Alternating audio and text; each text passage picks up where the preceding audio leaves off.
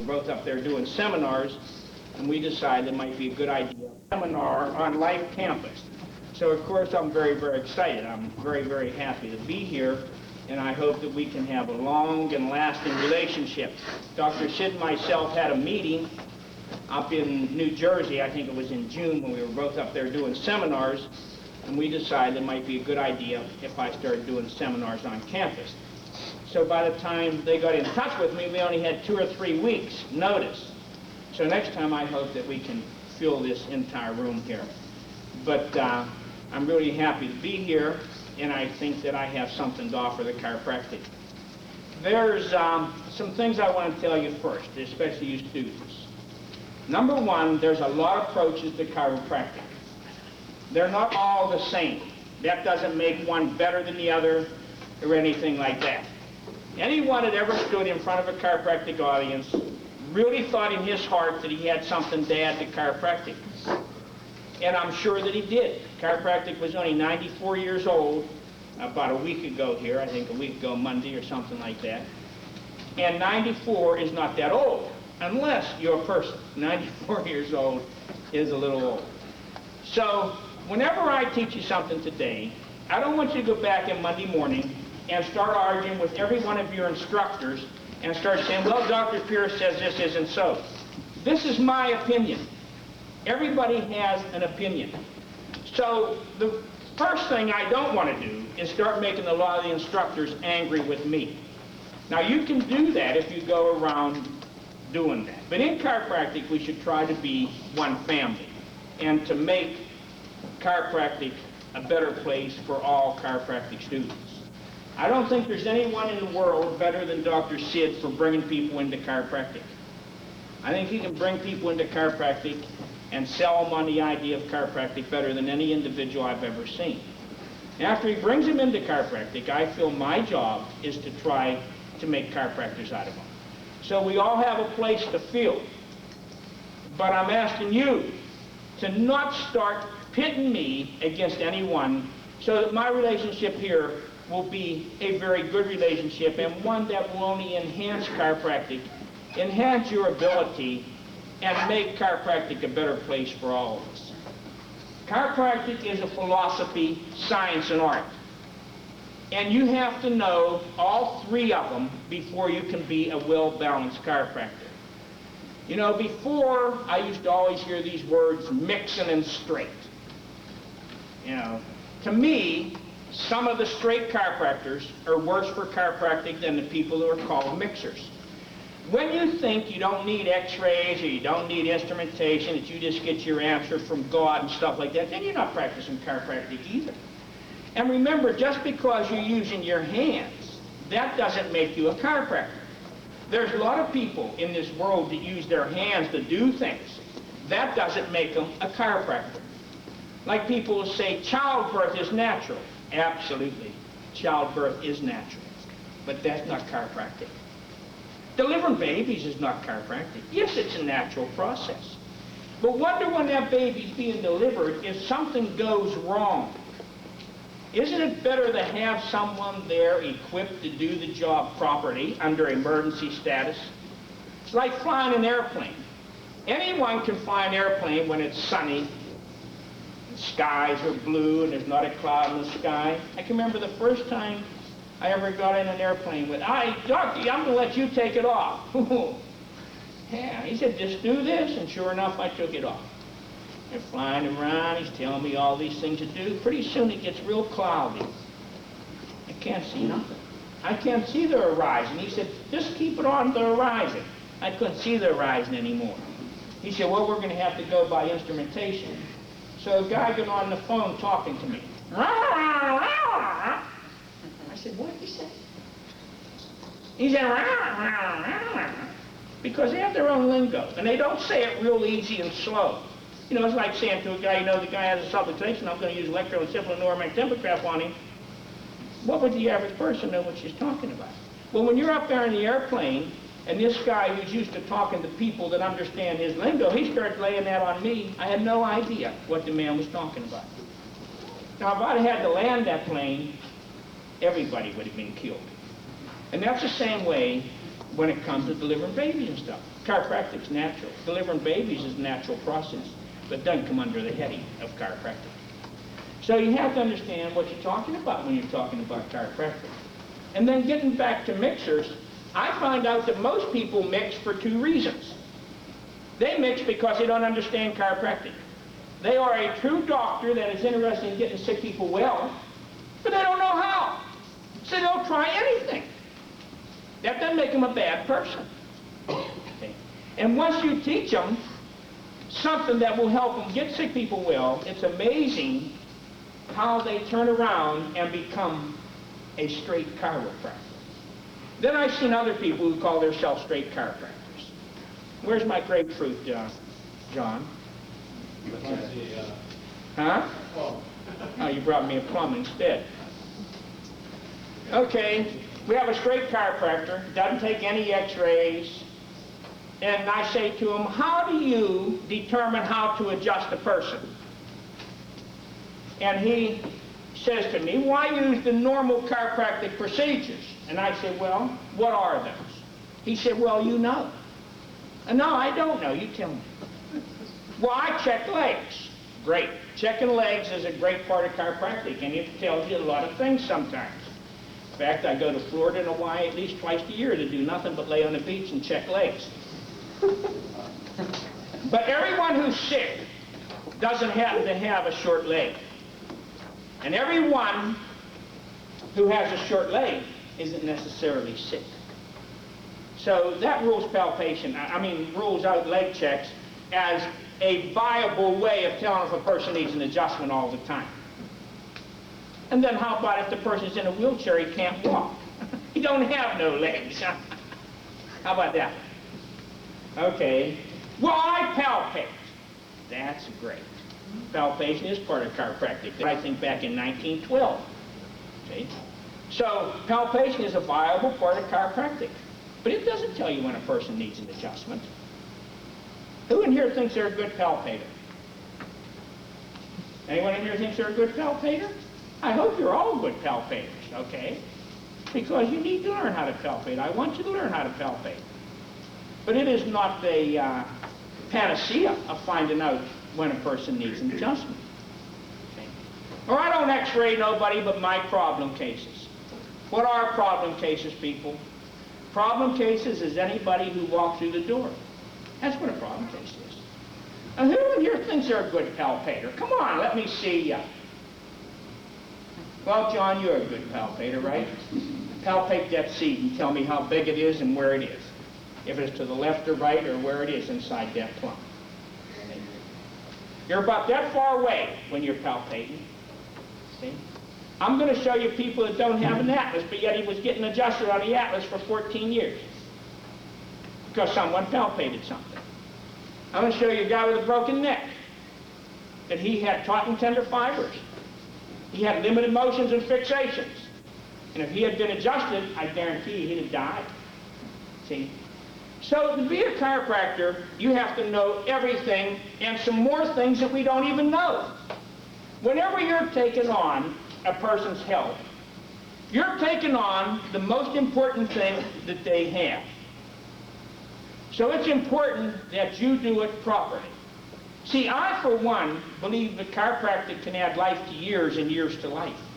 I don't think chiropractic is in the same term or same breath with physiotherapy and acupuncture and kinesiology.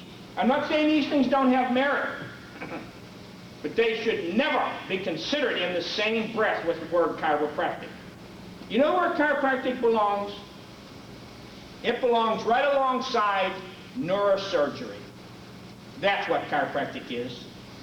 If you don't believe that you can change lives and save someone from dying when you give them a chiropractic adjustment, then you're in the wrong school. You have to know that chiropractic is the greatest thing that has ever happened to mankind. It is natural. It is the closest thing that there will ever be. The man that used to walk the face of the earth and cure people by doing this. Chiropractic comes closest to that. Not that I'm saying chiropractic is religion, but it's natural. And it is the closest thing that you'll ever get to divine healing, because it's done without the aid of anything except the patient's body. And of course, a concussion of force put into the right place at the right time. Now let's talk about a concussion of force. We say that concussion of forces cause subluxations, right? Right. You're driving in a car. You got a Lincoln Continental stretch limousine, and you're in the front seat. And you're sitting at a stop sign, the guy comes up and hits your car in the back. Does it touch your body at all? Do we say that causes a subluxation? How far back from your body is a stretch limousine from your body? I'll bet you 14 feet. But yet that can cause you a subluxation. I know a man who was out hunting turkeys and he was up in a tree. He fell out of the tree and landed on his feet. He had a subluxation. Did he hit any vertebra? No. You fall down steps and you maybe fall forward onto your knees and hands. Does that touch a vertebra? No. But we say all these things cause subluxations. Then if that causes subluxations, how about a specific force put on a specific vertebra at the wrong time 3 times a week for 18 years? That can't cause a subluxation, though, because that was done by a chiropractor, and chiropractic can do nothing but good. Okay? That is the worst type of subluxation in the world. How many times have you ever been in your office and someone said, I was hit with a car and it hit me right on the atlas? I fell down the steps and I fell right on my second lumbar vertebra. How many times? How many times do you have a patient come in your office that has a direct force on any vertebra at all? Oh, I was lifting the barrel, Dr. Pierce, and I hurt my back. Did the barrel hit you in the back? No. The barrel was on the floor, and I was trying to pick it. So what I'm trying to say is there is a time to adjust, and there is a place to adjust. About 2 years ago, at Christmas, around Christmas time, I spoke down here at an upper cervical symposium. And my topic was, where has the miracles gone in chiropractic? You know, when I was in school, almost every case was what we call a miracle case. When I sat next to someone maybe 54 years old, I'd say, what are you doing in chiropractic school? Well, I was a contractor, and I was making big money, but I got sick, and no one could get me well, and I went to a chiropractor, and he gave me an adjustment, and I got well. Did you have to go 3 times a week for 18 years? No. How many adjustments did you get? Well, only one that really made the difference in my life. After that, it took me a little while to get totally well, but that one adjustment he gave me just took me from here to here. Today, when I go to different colleges, I stand in front of 250 students in some classes and say, how many people in here are in chiropractic because they had a miracle cure? Sometimes out of 1,000 students, as I go through a whole day, I don't have more than 1 or 2 that are in chiropractic because they were cured from something really bad. And I don't mean a bad headache, or I don't mean a cold, or a bad back. Because those things get cured every day with Tylenol and stuff on TV, they tell you. You know, PMS and all this crap. But how many people are in chiropractic today because they were a miracle cure? Well, why are you in chiropractic school? Well, I heard it's a nice way to make a living. I know a kid that went to chiropractic school because I had a heated swimming pool in the Lincoln. How many people in this room right here are in chiropractic care because you were told by some doctors you were going to die, and some chiropractor turned your life around? Let me see your hands. Not one. When I was in school in a class this big, almost everyone was there because they were a second-generation chiropractor or they had a miracle cure. You know when the miracle cures left chiropractic? In 1960, when B.J. Palmer died and the practice building courses took over chiropractic. and they started bringing people in multiple times. The secret of chiropractic, and this is not me, this is B.J. Palmer, is to get people well as fast as you can for least cost per case so that they can send more patients into you. Now, if we are the greatest profession in the world, which we definitely are, why are we only taking care of 96% of our people, and I mean 4% of the people, and the people that are second are taking care of 96% of the people? The reason is we're not getting our people well fast enough. And even though a patient might come to you for 18 years and think you're the greatest thing in the world, he doesn't refer to you because he doesn't think John can afford to come 3 times a week. Or I would like to send someone to you, doctor, but I don't think they can afford this. Or they're ashamed to tell people they go to the doctor that often. The secret in chiropractic always has been and always will be to get people well faster than anyone else can do it for least cost per case. That's what makes a successful practice. It isn't how many people you get into your office. It's how many people you get out of your office well. That's the secret of chiropractic. Now, I like speaking at Life School because you people are excited. This school probably has more excitement about it than any other college in chiropractic. There is a lot of enthusiasm here because you have good philosophy here. You have the chiropractic philosophy. You have the old-time Palmer type of philosophy taught to you. The philosophy that chiropractic works, that sick people gets well when you correct subluxations. So there's no need in me talking to you about philosophy. You know that. So I'm going to talk to you about the science and the art of chiropractic. I hope that when this weekend's over, that I have changed your lives. If I always make an offer when I lecture, if any of you are unhappy, oh, not because I have a big mouth and a bad personality, you can't be unhappy for that reason. If you're unhappy that I didn't add something to your life, I want you to come to me, and I personally will refund your money. I'm not going to ask the school to refund it. I don't want to get off on a bad foot right away. But I will give your money back because I don't want you to waste a weekend and pay money to do it. If you're unhappy when I'm done that I didn't teach you something for chiropractic, then I want you to come right up here in front of everybody and tell me. Or if you don't want to do that, then come by yourself and tell me.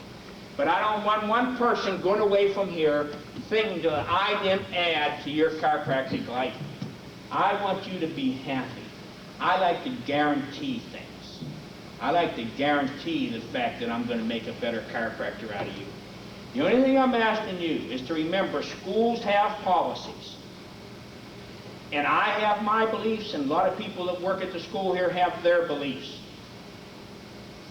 Maybe we're both wrong, maybe we're both right, maybe we're both half right, whatever. Don't pit people against people. Everybody has a right to how they believe. You're here to be a student. You're here to learn.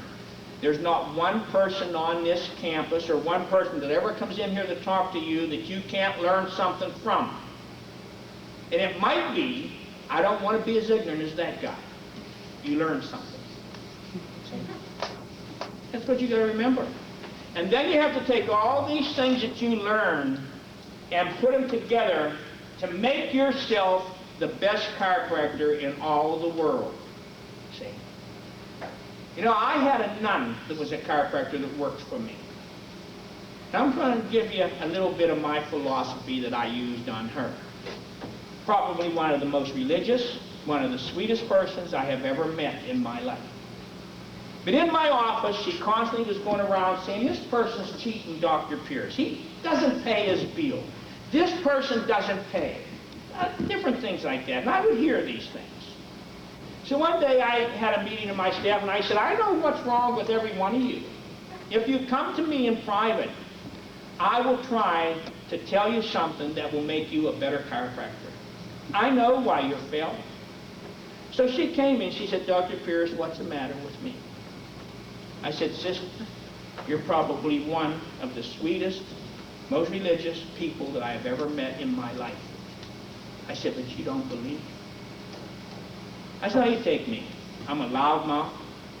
I'm not religious. I swear. I tell dirty jokes. I said, but I believe. And she said, well, could you explain that to me? I said, well, every day I hear you going around saying, this person doesn't pay. He's cheating Dr. Pierce. This person doesn't pay. I said, sister, nobody cheats Dr. Pierce. They only cheat themselves. That's all. Now, you're saying they don't pay their bills. Well, when I became a chiropractor, and I believe the boss is the guy who made me want to be a chiropractor, he never told me that I was going to get paid for everything that I did on this earth. All he said is, I have a lot of sick people down there. I'm going to make you a chiropractor. I want you to be your very best and go out and get these sick people well. I said, I did that. I tried to make myself the best chiropractor in the world. And I went out and I took care of sick people, whether they could pay or not. I said, now, I'm going to tell you, this is very simple. I think he looks down and says, oh, there's old Vern Pierce down there working on all my sick people. Some of them are not paying him. So I'll tell you what I'm going to do. I'm going to give him a new idea on how to adjust different vertebrae so he can sell it to them students at life, and that'll sort of help pay for these other people that are cheating over here. Okay, so next day, get another idea. A box falls out of the sky, lands on my head. I open it up. There's a green ruler in there. I mean, oh, chiropractors probably buy that. I'll sell it to them. So,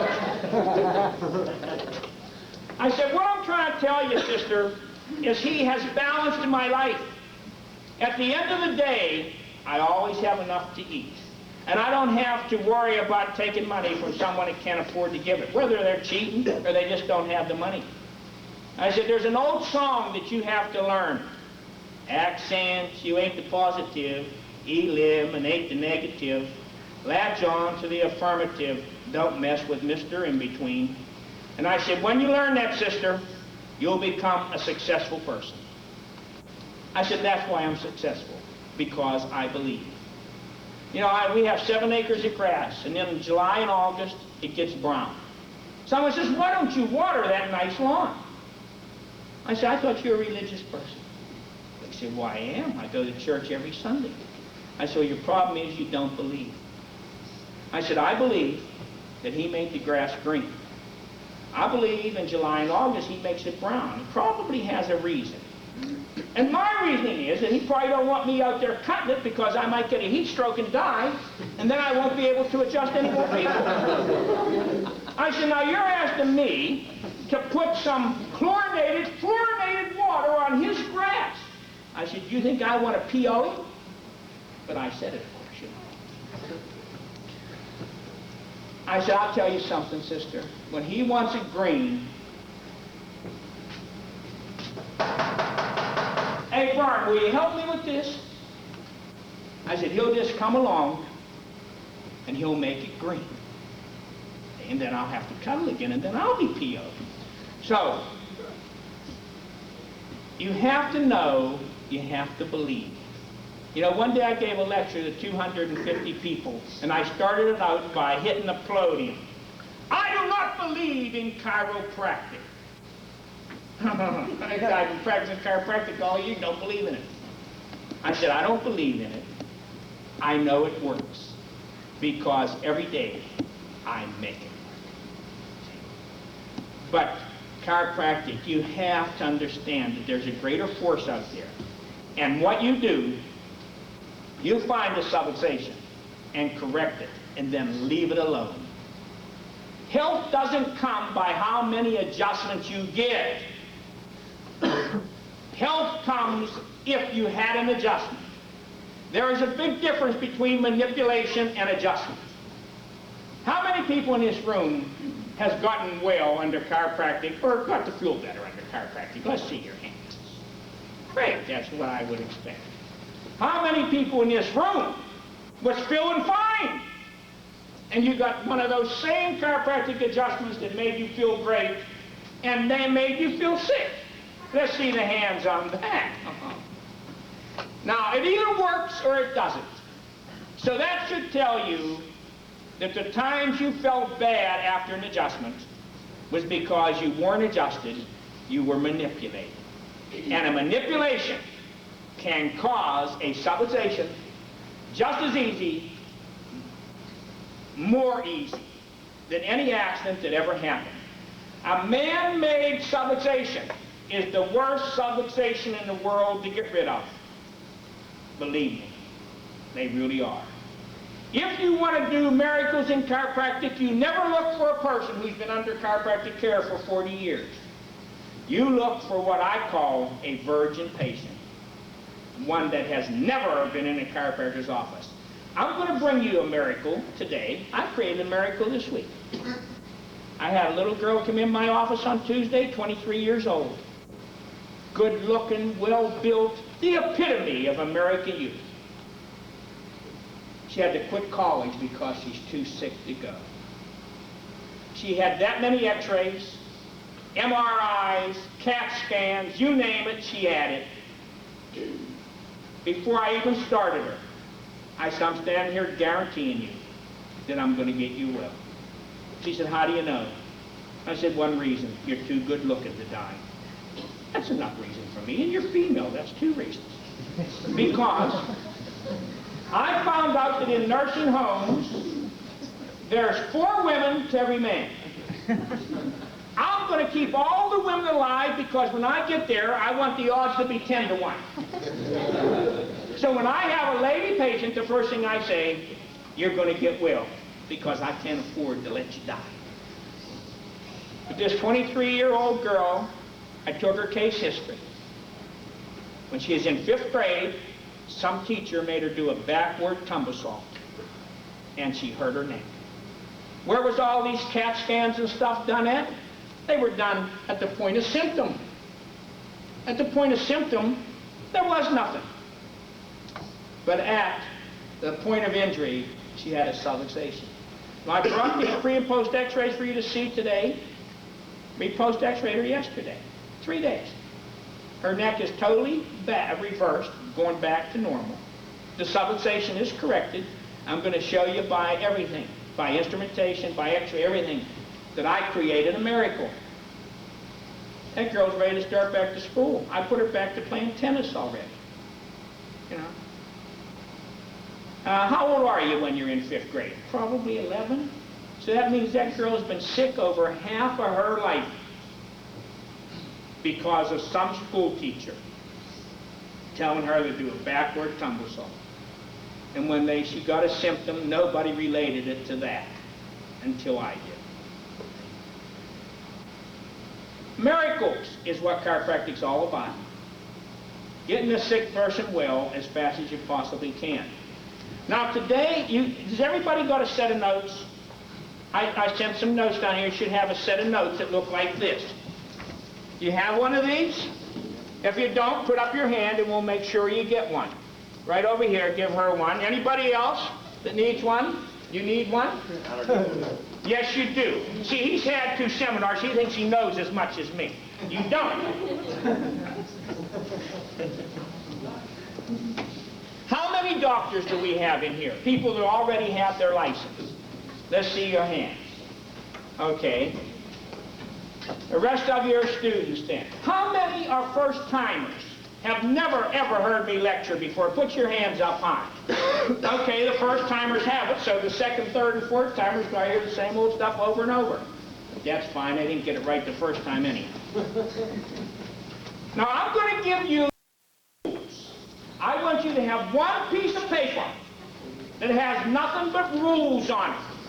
These rules are to tell you how to pick out what vertebra you want to adjust. So there's going to be rules. Now we're going to show you a lot of slides.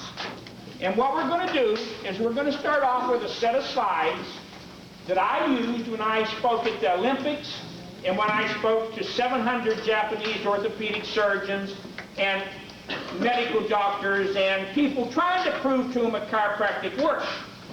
Now, when I brought this set of slides back, I found out that it's one of the best set of slides I ever had to teach you from. Because as I'm going through it, I'm going to show you all kinds of things that I learned over the years from this. Keep in mind, there is no such thing as purist technique. I don't have a technique, people. I have a system. My technique is chiropractic. And I don't care if it was Gonstead or Grostic or B.J. Palmer or Vinton Logan or H.B., whoever it was. If they brought it into chiropractic and it works, then I'm going to use it. See? And that's all. I've added a few little things to chiropractic, but I don't have a technique. If you think that I'm going to change your life because I'm going to show you a whole new technique, you're wrong. I'm going to show you how to toggle the atlas, how to adjust the pelvis. You all know how to do that. I'm just going to give you a system of tying all these things together. See, that's what I find that my part in chiropractic is. I don't have to teach you philosophy. I don't have to teach you anatomy. I don't have to teach you about x-rays. But what you do need is a tying together of all your knowledge. That's what I find the trouble with students are today. They have a lot of knowledge, but they don't know how to tie it together properly. When my boy went to Palmer School, I knew that the first thing they was going to say to him is, what technique, you know, pre-chiropractic students know more about chiropractic than I'll ever know. What technique are you going to use? I'm a Gonstead man. I'm a Grostic man. I'm a Nuka man. Not even been in school yet, but they know all about it. So I knew when my boy went there, they was going to say, what are you? And they was going to expect him to say, well, I'm going to practice purist technique. Well, that wasn't the way it was. They asked him what he was going to do to school. He said he was going to practice chiropractic. This wasn't chiropractic school like that. So he came to chiropractic school to learn how to practice chiropractic. Because that's what it's all about. All of those people I named have contributed to chiropractic. You know what I find the strangest thing in the world? And you start checking this out. Who developed chiropractic for us? What's the name of the person? B.J. Palmer. Do you ever see anybody say, I practice Palmer chiropractic? Not today. Not today. Because all these other guys who was taught by B.J. became smarter. This even happened to me. I sent a boy to school, you know, and my wife probably don't even know who I'm talking about. I'm talking about Richard,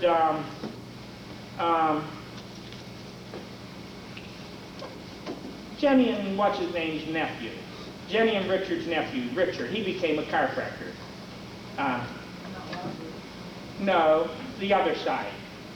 Jenny's sister's son. You remember him, though. He lived up there right by their mother. But I got his grandmother, his grandfather, his uncles, his aunts, his cousins, all of them well, and he decided to become a chiropractor. He went to chiropractic school. I didn't even know it. He graduated. I didn't even know it. He called me up one day from New Jersey and said, Dr. Pierce, I'd like for you to send my mother's x-rays to you. I said, well, my God, man, they're about 8 years old. What good are they going to do you? I said, Richard, you became a chiropractor. I said, oh, this is great. What college did you go to? Palmer. I said, what, there 5 times a year? I said, you never come up and said, hi, Dr. Pierce. I said, did you ever come to any of my seminars? No. I said, well, not that I care what anybody practices. I said, but you know, you wouldn't have even been in chiropractic if it wasn't for me. I said, what are you practicing? Well, I'm practicing Gonstead technique. I said, well, why didn't you ever even look at what I sell, you know? Well, when I went to school, my student doctor was into Gonstead, and I decided that was the way to go. I mean, I taught him about chiropractic, I got him into chiropractic, and he never once even did. The last I heard of him, he was loading docks down in North Carolina. And not adjusting the docks. He was there loading things, you know. But I don't understand. I just don't understand how people can get caught up with one thing and thinks that's the answer. You need to know about every vertebra in your spine. And if you're going to adjust, oh, I just adjust atlases, that's the only thing I adjust. Okay, remember that guy. I want you to remember him. Because we're going to have an x-ray here for him. I want him to adjust it for us, okay? I can move a vertebra a half of a pencil line. That's a good technique. I can't even see a half of a pencil line. All I do is palpate. This stuff in chiropractic, people. Chiropractic is getting sick people well. Using anything it takes to do it. But sometimes to practice chiropractic, it costs a lot of money for the equipment and stuff. But how many of you go in a restaurant that don't have a stove?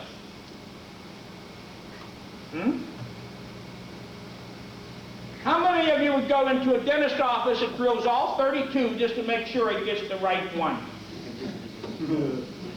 Once the major, always a major. Okay, forget chiropractic. That means if you get your atlas adjusted today, no matter if you have toe jam or whatever you have, you just adjust the atlas, everything will be fine. Isn't that wonderful? Okay, forget that. You own an automobile, and you go out to go to work and the flat tire, right front tire is flat. So you call the garage, he comes over, he jacks up the tire, takes it off, fixes it, you go to work. Tomorrow morning, your car don't start. You call the same garage. Jacks up the front tire and gives you a new tire. The next day, the transmission falls out. You call the same garage. He comes over, jacks up the front tire. Think that's funny, don't you? Okay, well, that's the way we practice chiropractic. How about if you went to a body shop? And I know there's people in chiropractic that'll stand up in front of you and tell you spines can't change. Oh, straight spines aren't important. Crooked spines are okay. Doesn't matter. Just pound on them. Everything will be fine. Doesn't matter what technique you use. Yeah, this is great. Wonderful system. Then why go to school for 6 years if that's how easy it is? Come up here, I'll teach you how to do a lumbar roll and a rotary break in half hour and set up practice in Georgia. Okay? You go in, you take your car into a body shop. The front fender's all bent in. The body shop man gets a hammer, and he goes and knocks out the back window. And he smashes the headlights. And he pounds in the roof. And then he spray paints it. He says, here's your car, doctor. Well, it doesn't look like there's too much change here. Well, it's there, doctor, you just can't see it. The changes are so minute, they're just not there. You know? How often would you go into them type of people? But yet we go in chiropractor's offices and he gets 3 adjustments a week. He gets the same 3. He has sore back, he has a headache, she has constipation, he has period cramps. And they all get rotary breaks and lumbar rolls. That's fine. Everything be fine. Everything's fine. That's chiropractic? If that's chiropractic, then I'm glad I'm not one. And then you read people in the books. Kinesiology, acupuncture, have all these new methods of chiropractic. That's not chiropractic. Chiropractic is finding subluxations. That's the only word that chiropractors have ever brought to the universe, subluxation. So to be a chiropractor, you have to prove they exist, you have to prove that you can correct them, and you have to prove that you did correct them. That's it. Can an MD give you pre and post changes? Absolutely. You have an appendicitis. That's why you have that pain in the right side. I'm going to take that appendix out, and you're going to get well. Can he do it? Absolutely. You have a broken bone. Here it is right here. I'm going to put traction on it, bring it back together. I'm going to put a cast on it, and in 6 weeks you'll be well. Can he do it? Absolutely. Then as chiropractors, you should be able to look at a spine, say, here's what your trouble is, here's what I'm going to do about it, and this is what I expect to happen. And then you ought to be able to do it. And if you can't do it, then you're not practicing scientific chiropractic. You're practicing chiropractic of the Stone Ages, where you just lay people down and crack them. So we're going to try to teach you how to practice chiropractic of the 21st century.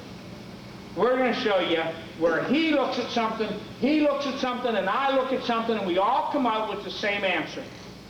He can take them 30% home, he can take them to 60% well, and she can make them 100% well. That's the way chiropractic should work. And that's the type of chiropractic I want to talk to you about. And it doesn't matter what technique it takes to get you there, that's the technique you use. But be able to prove you have a subluxation. Don't ever do anything unless you have a rhyme and reason for doing it. If you ever have to go to court, you say, I did this because, and this is what I expected to happen, and you can never lose. I beat so many people in court, it's unbelievable. I will go to court against anybody, with or without attorneys, it doesn't matter, because I have a system that works. And that's what you're looking for in chiropractic. You want something that works. And what works? Any technique that was ever brought into chiropractic works if it's done at the right time, on the right vertebra, in the right way. And then left alone. That's the secret of chiropractic. Chiropractic is like performance surgery. You should put the vertebra in line and then leave it alone. If you had a broken bone and the MD said it, put it in a cast, and he brings you back in on Tuesday. And he takes the cast off and manipulates the bone. Puts the cast back on. On Wednesday, he brings it back in, does the same thing. Would that thing ever heal? No. Well, subluxation. What does sub mean? It means under or less than, doesn't it? Luxation, what's a luxation? That's a dislocation. An MD, what do you do if your shoulder is dislocated? That's all. 6 weeks later, you're okay. Now what would happen is every day you grabbed the shoulder and pulled on it. Would never get well. Chiropractic is the same. You have to find the subluxation, make sure you corrected it, and then leave it alone. And when you do that, your sick people will get well. Okay, we're going to start through some slides. I don't want all the lights off if we can do it. I'd like to be able to write. I'm going to give you rules. And one rule, the first one I'm going to give you is this. Whenever you look at a spine, I don't care what view it is, you look at the vertebra that stands up and says, I don't belong. He just doesn't fit in with the crowd. That's the one you want to look at. And I don't care if it's an A to P, or if it's a lateral, if it's a base posterior, look for the one vertebra that sticks out. That's rule number one. Now get off of that page. Any other note, I'll always tell you when to go back to the rule page. That's your rule page. Don't put any more notes on that page, because these rules are going to govern your life. So you don't want to mix up with a lot of other notes. So make one rules page, and then you just take other notes. Now keep in mind, I have books and all that stuff. I didn't bring it because I didn't know what the policy was at the school about selling things. But of course, once I get down here on a regular basis, then I'll have meetings with the powers that be, and I'll find out what I'm allowed to do, what I'm not allowed to do. But whatever I do, I'm going to make money for this college. Anything I sell, the college will get money back from. I hope that I can make this college a better place. I hope that I can make a lot of money for this college. That's my goal.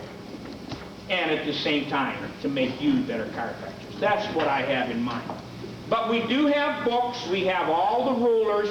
I didn't bring none of them. They are available. But if any of you do buy them, the Pierce Club here gets money from them, and I'll make sure the school gets money from them. So whatever. We have books that has all these pictures in them and does all this stuff for you.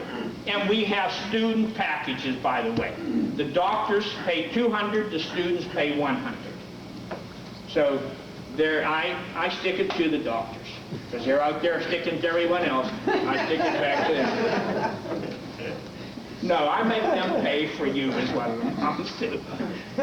But we're going to have a good time this weekend. I guarantee you, we're going to have a good time. Everything I talk to, I'll give you some education from it. Now, whenever you do a patient, it's a different rule. It's a different thing. When you look at x-rays, the first thing you do is eliminate any sort of pathology. That's number one. And you're taught pathologies. I'm not going to try to teach you that, but that you have to learn. Now, I don't care if you know the names of the pathologies, but be able to recognize them. The second thing that you have to do when you look at an x-ray is eliminate congenital abnormalities or acquired abnormalities. Abnormalities are either congenital or acquired. The third thing you look for is what is normal on this spine. That's the third thing, and that's what I'm going to try to teach you. I think if I brought anything into chiropractic, is establishing what is a normal spine.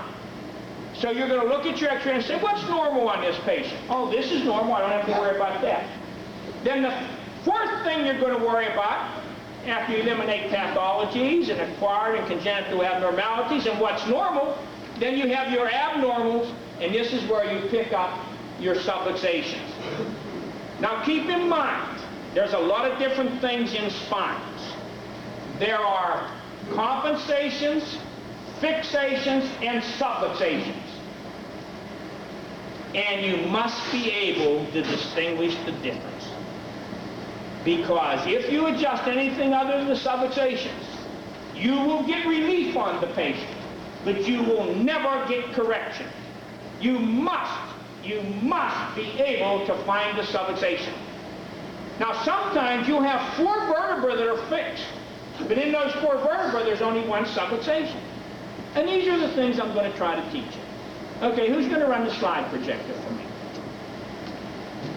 Now we have a good man here doing this. I'll do it if you give me the answer. You'll never find out that answer. That man's father is my father's only son.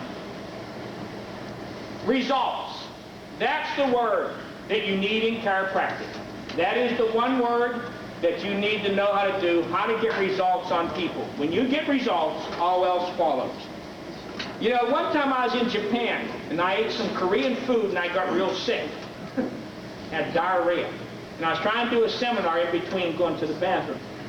But after I got done doing my seminars, I'd run right home and go to bed. Well, I was staying in a Japanese man's apartment who had all of BJ's books. Well, you know, I was taught by BJ, but I read very few of his books. So I was reading the books. And in one of the books, I come up with this quote. And this was after I named my book Results. So I was happy that I had named my book Results after I read his book. In 1919, BJ was asked a question. Dr. Palmer, to what do you owe your success? Results, he quickly replied. If you don't put results across, you go down. Results in getting sick people well put us where we are today. Now listen to this next one. Not clever advertising, not smart business brains, just results. That was his quote. And I was so happy that I named my book Results.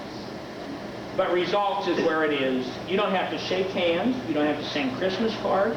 You have to send birthday cards. All you have to do is get sick people well. Okay. This one. You have to know what a normal spine should look like. From front to back or back to front, a spine should be straight. Now, you can have a person who has a congenital abnormality, has a very crooked spine, they can still be well. But if all bone structures are normal, then that spine better be straight. And from the side, you should have 4 curves. You should have an anterior cervical, an anterior lumbar, a posterior dorsal, and a posterior sacral curve. And this is the important thing in life, right there.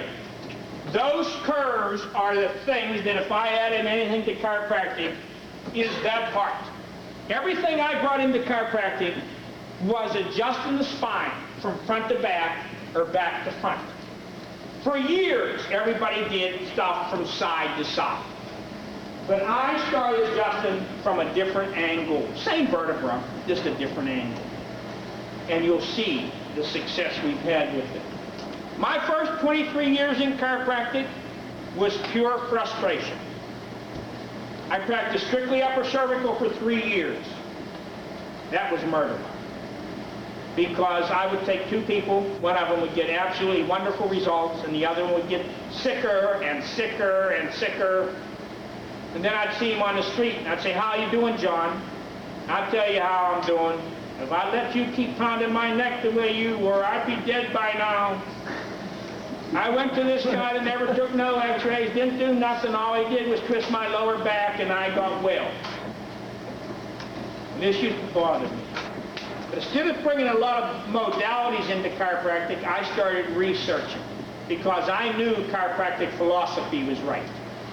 The way I was approaching it might have been right, but I wasn't doing it right. So whatever.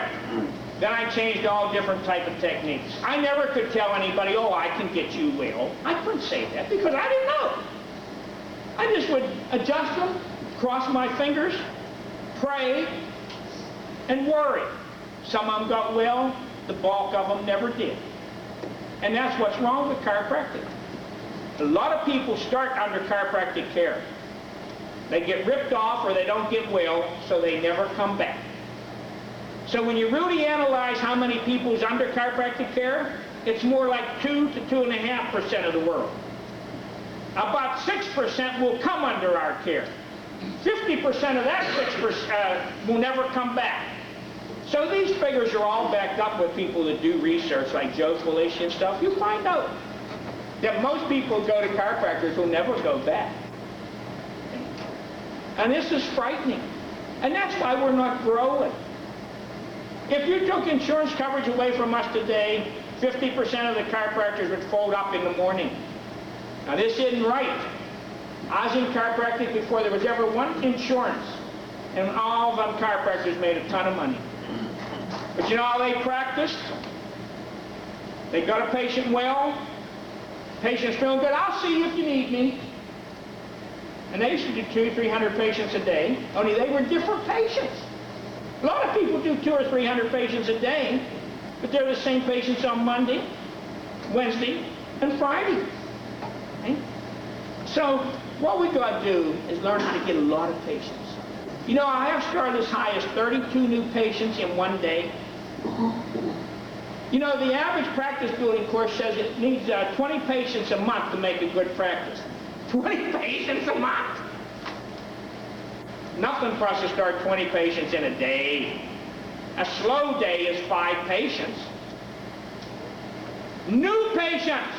A lot of different people is the answer to chiropractic people. How many of you want to sit in my office 3 times a week for 18 years? Please stand up. I want to see what a real idiot looks like.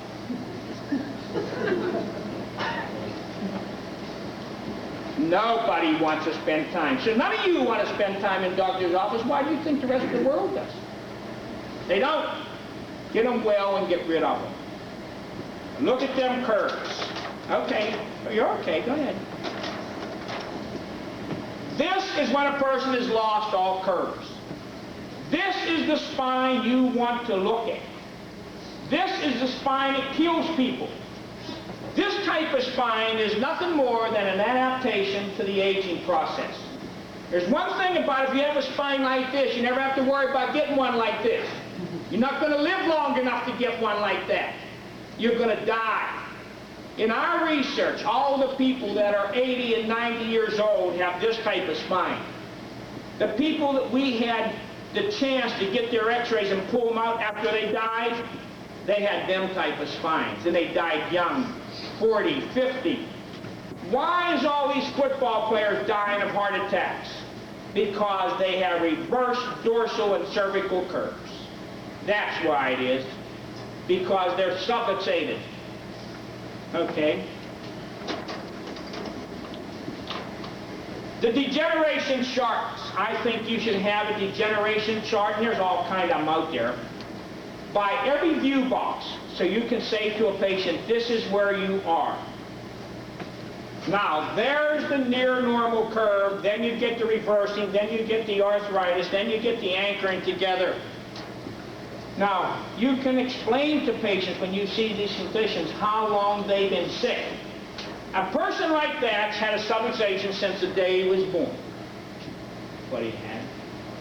A person like this, you can figure that is fresh. That might be like only 5 years old. This here is about 15 to 20 years old.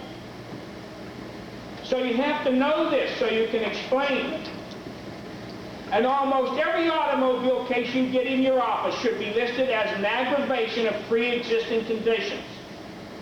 I'll talk to you about insurance and stuff before this weekend's over and tell you how to handle insurance cases and how to win when you go to court. Okay? There you go. A fracture dislocation of the fourth cervical vertebra. This boy was 22 years old, strong as a bull. His history was he dove into a swimming pool and hit his head. He had a slight stiff neck. He went to the hospital and was x-rayed, and the fracture dislocation at that time was in perfect alignment, and they missed it. After the muscle spasm set in, the fracture moved, and the vertebra luxated. Now, if this man had went to a chiropractor's office and did nothing but palpation, would he have found tenderness? Would he have found loss of motion? Would he have found fixation? And if he would have adjusted it, he would have killed this person. Now, when someone comes into my office and says they had an x-ray someplace else, if they don't have them, I don't go by what he said somebody said. You know what they call that in court? Hearsay. Take your own x-rays. And of course, when this man was x-rayed, we knew we didn't have a chiropractic problem. This is what you call an acquired abnormality. Okay. This is an acquired abnormality. See that chicken wire that somebody wired in this man's neck? Okay, now I'm going to give you another rule. I want to talk to you about the atlas vertebra. The atlas vertebra on the normal flat lateral should sit halfway between the occiput and the axis. So this dark space here should be equal.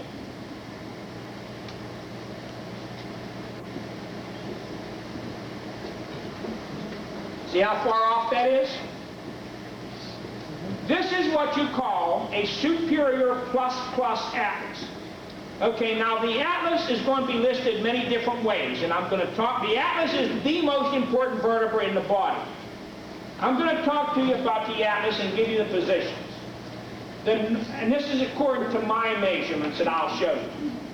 The normal atlas should set 18 to 24 degrees in relationship to the floor. And you would call that a superior atlas.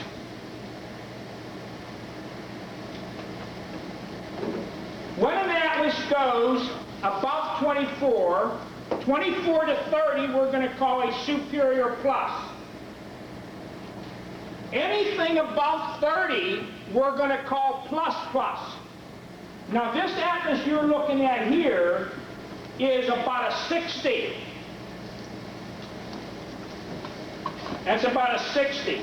Draw a line parallel to the floor, and you'll get an angle of about 60.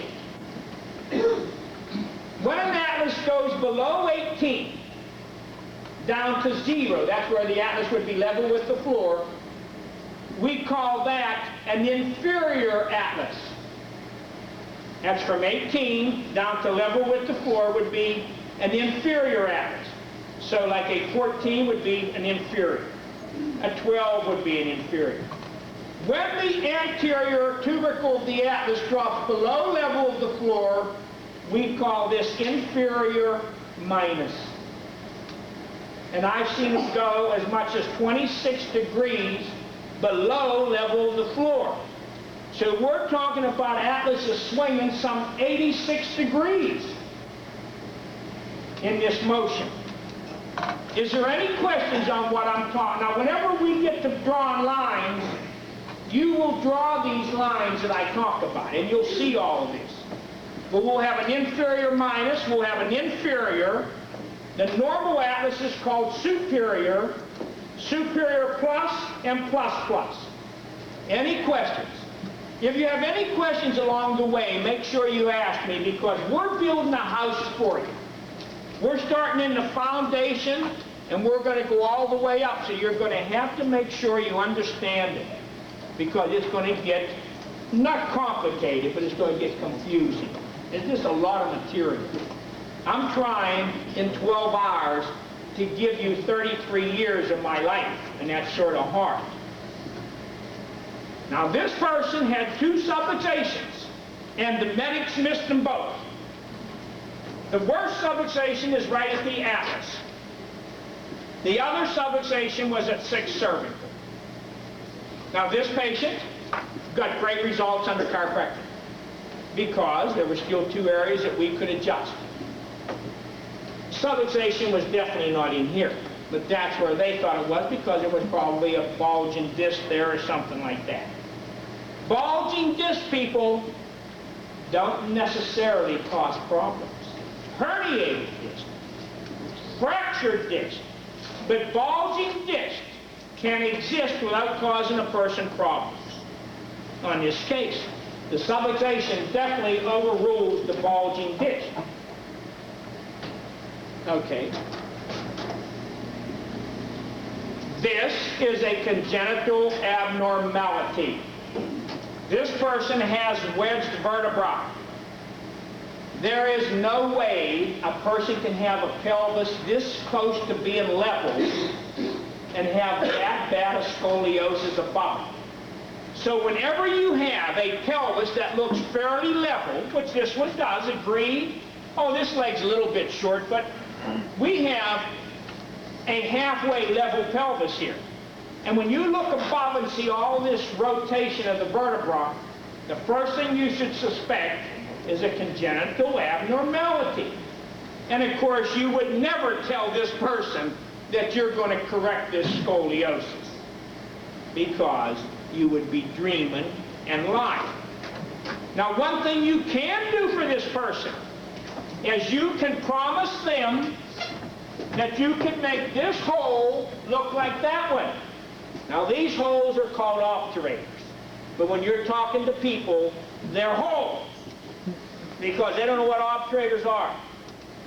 But you would say to this person, I will make this hole and this hole look alike. And when I do that, your symptoms will go away. Your scoliosis might even get a little worse. Whenever you level the pelvis and the neck, you will oftentimes complete the compensation. Now, a lot of times when a person comes in like this to you, their scoliosis will be worse when you correct it, because you will center the head over the pelvis. That doesn't mean you made their condition worse. You corrected the subluxation, and their body went on and compensated to a bad situation. Keep this in mind. Write this down. When you see congenital abnormalities in one part of the spine, always suspect to find congenital abnormalities throughout the spine. Congenital abnormalities never come one at a time. They come in multiples. Okay? They come in multiples. Now, you know for sure when you have a wedge vertebra down here, you're going to have a wedging of the dorsal vertebra on the other side. It's just natural.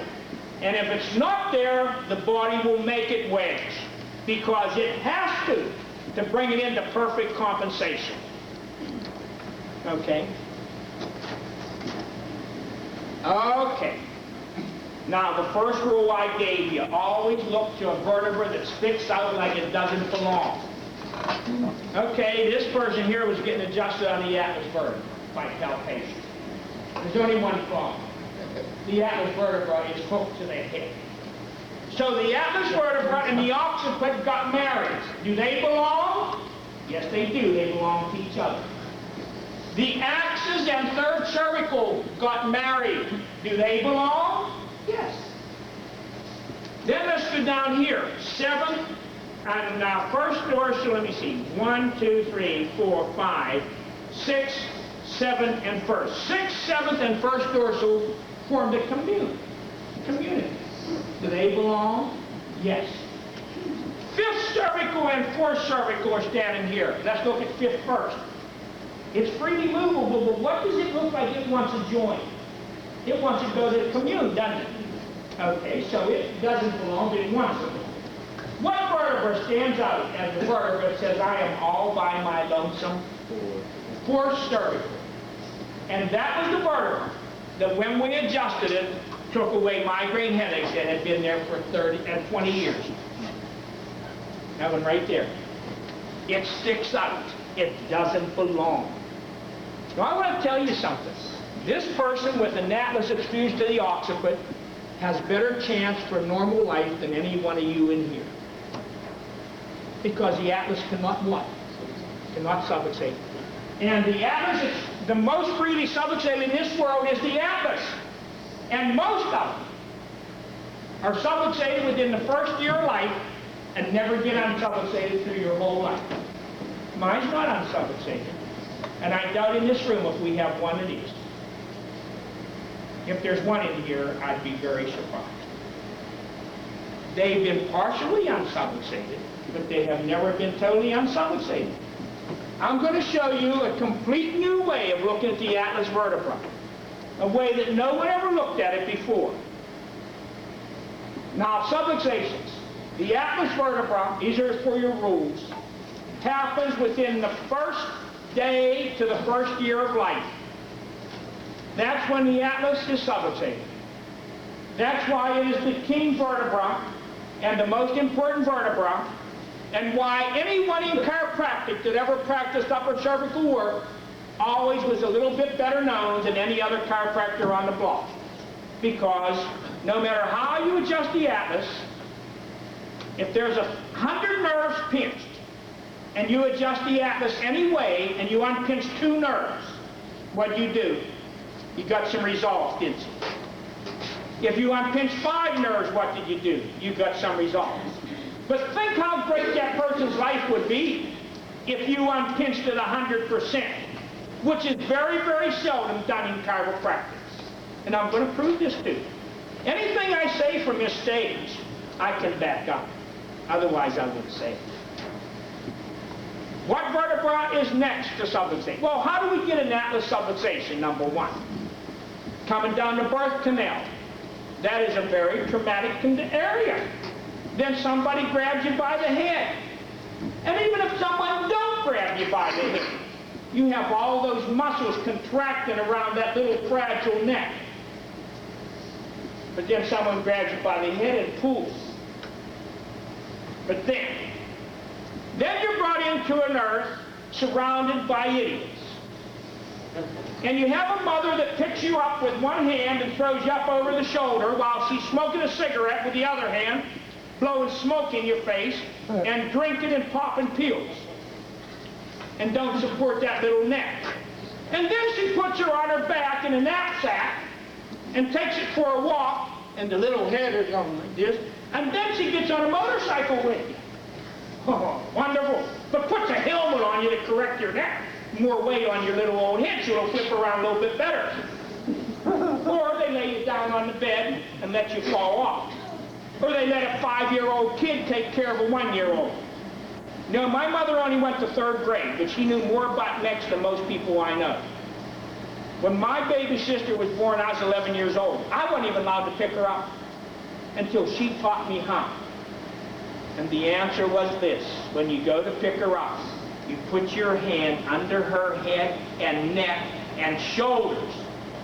And when you're burping her, you hold her this way. And you do this, but you always protect that neck. But today they don't do that. That's where the first subluxation comes. Second subluxation, sacrum. Sacrum. How do we get a sacrum? We get that between the ages of 1 and 2.5. What are we doing between the ages of 10 months and 2 years old? What are we learning to do? Walk.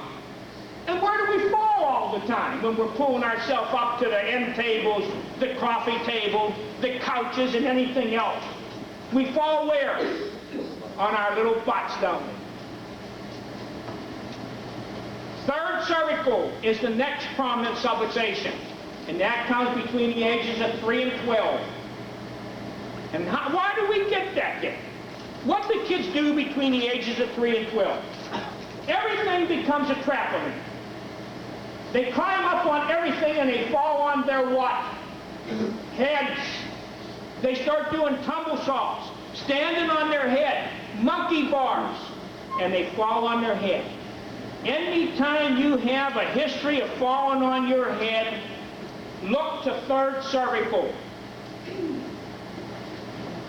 The next important subluxation is the fifth cervical. When do we get them? After the age of 12. Whenever we start what? Playing baseball, sliding into second base, playing football, riding motorcycles, driving cars, people coming up and pulling a chair out from under you, hitting you on the back, how are you, John? All that stuff. That's what anything that whips your neck will injure the fifth cervical area. So that's how subluxation goes. So those are the 4 major subluxations of the body. Atlas, sacrum, third cervical, and fifth cervical. Everything else after that is second. I mean, when you start having pelvic problems, PIs, INs, EXs, that's all secondary to sacrum. And whenever you have other vertebrae, those are secondaries. So you want to know what's primary. And those are your primary areas. So that's where your first subluxations are going to be, in that area. Now keep in mind, the atlas is first. And when the atlas is subluxated, that pinches nerves to all the muscles, ligaments, and everything below. And that's why these other accidents will start causing subluxations. So in the spine, you're going to have majors and minors. Next picture. Okay, I'm going to give you a break right after this one. This person has balanced legs. You look at it, and I want you to tell me. We drew a line across there. Would it be pretty parallel to the floor? Yeah. No short leg. But it's people with perfect pelvises, people with bad pelvises that have balanced legs. What I want to try to get across to you is you cannot have enough things in your office on how to find subluxations. Checking legs is a wonderful thing if a person truly has a short leg. But don't make short legs where there isn't any. Anytime that you're looking for objective symptoms, that's where you're looking at it with your eyes. Subjective is what the patient tells you. Your eyes and my eyes don't see things alike. Like she says, he's good looking. I think he's ugly. Understand? So when you're looking at stuff with your eyes, you see things that you want to see. Beauty is in the eyes of the beholder. If you want to find short legs because someone's sick, you know what you'll find? You'll find short legs. And if you adjust a leg that isn't short, you're going to cause a problem. You have to have something other than that. But checking legs are fine. But you should know which leg is short before you ever lay a patient down. You should be able to know from the x-rays. You should have to guess. You should say, when I lay this patient down, his right leg is going to be short. And then you look like you know something. You don't have to get on there pulling to him or talking to him. You don't have to talk to feet. They're there. The shortness will be there if it's there. And if it's not there, don't make it there. Now this person does not have a short leg. But you look at all the cancer that's eaten away her life. Now she has a horrible pelvic problem known as the double PI. But it's in perfect compensation. So that means that that pelvis was not the major problem. The major problem is from her cervicals. And I'll show you how to do all this. Okay, let's take about a 10-minute break. We'll have our lunch break between 1 and 2. We're going to have 1 hour. And that this is a licensing seminar. I have to give you 12 hours. So take about 10 minutes and get back in here. Any questions you have, I will answer from the stage, because I want everyone to get the benefit of every question and answer. One other thing. John Turner has made arrangements for some of you. If you want me to adjust you, I understand I am allowed to adjust you, but I'll only adjust you if I have x-rays to look at. And I think he's made arrangements where you can get x-ray here at the school. Right, John? Is that right? Sign up sheet. Yeah. I want to see x-rays that are brand new if I'm going to work on you.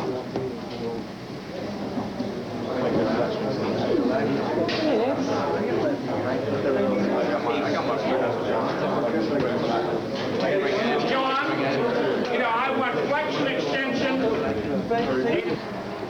Nobody has one question? Yes. Do you have any general rules for x-ray? You, like Dr. Earhart would say, always x-ray the point of pain. Do you always x-ray a certain, is it you always do a certain series of x-rays minimum? Everyone in our office is x-rayed. Everyone in our office gets a A to P and lateral and a base posterior. And then we scan them with the visualizer, which we'll show you, for flexion and extension. And then we do an A to P and a lateral lumbar pelvis on everything. And then if they would happen to have a real severe pain in the dorsal where we might consider a fracture or someplace like that, we look at it. We don't normally x-ray the dorsals. We used to take full spine x-rays, but we found out with the new visualization that we want to do a lot of post x-ray work, so we cut our exposure down.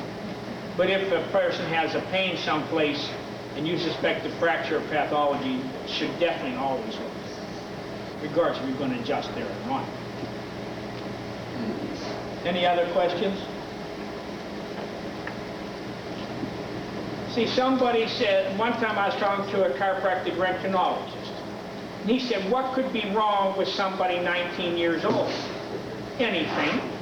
Could have cancer, could have anything. But one thing for sure, he has subluxation.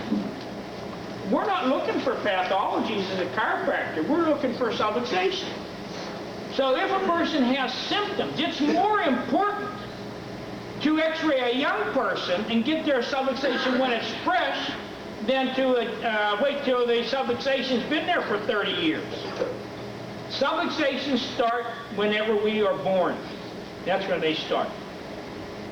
We're going to show you all kind of motion studies this weekend and show you the type of research we're doing and why we come up with the things that we come up with. Then you'll better understand it. But basically what I'm doing here today is giving you the new seminar because it's a new group. Actually, what I like to see is somebody come for 4 days. It's hard to give this on a weekend seminar. And we have a mixed group here. We have people who's been to a lot of seminars and we have people who's been to none. So I basically have to give the new person seminar. But I basically give 3 seminars. I give the new seminar, which I like to give only to students or doctors who come for 4 days.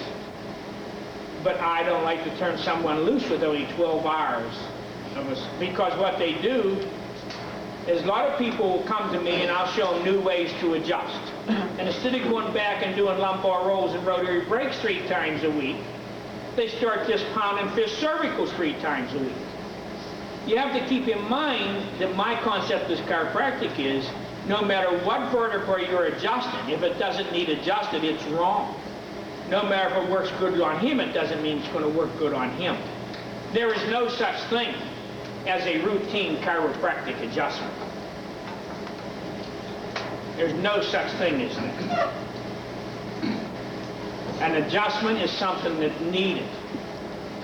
And I respect the adjustment very, very much. And the more I learn about chiropractic, the more I know that many people are injured with manipulation. Not with chiropractic. Chiropractic has never injured anyone. But malmanipulation is no good for anyone.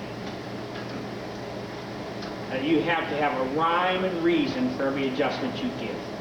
And that way you stay out of trouble when the patient gets well faster. Any other questions? Dr. Pierce, let's say you have a chronic subluxation in an area, and then now you start to break down of that joint. Would you adjust that subluxation any different than if it was a fresh subluxation? My adjustments are all basically the same. The adjustment is to unlock the vertebra. And see, the body is the one that puts the vertebra back where it belongs. There's no such thing as you moving the vertebra back to where it belongs. You have to unlock it. And then the muscles and ligaments, as they change, take that vertebra back to the position. Some of the things I'm going to show you will seem unbelievable to you at first. You'll see reverse curves that will go back in a couple of days. Then you'll see other people's necks it takes years to go back because it depends on how long it's been that way. Yes? For that cervical surgery, sign of this, it's like $48, and then when you go back surgery, it's like $32. So you range anywhere from $32 to $80 to get that done. I opposed to free, so I'm not even worried that you're getting that seminar, get that done. How many people were planning on getting X-ray? And I know the price. Okay, so we get X-ray, I know the prices.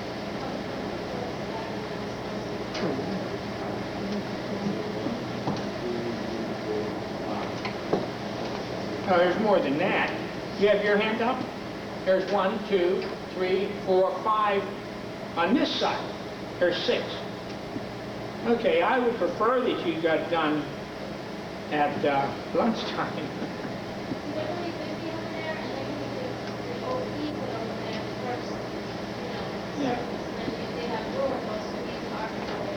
Yeah, I see.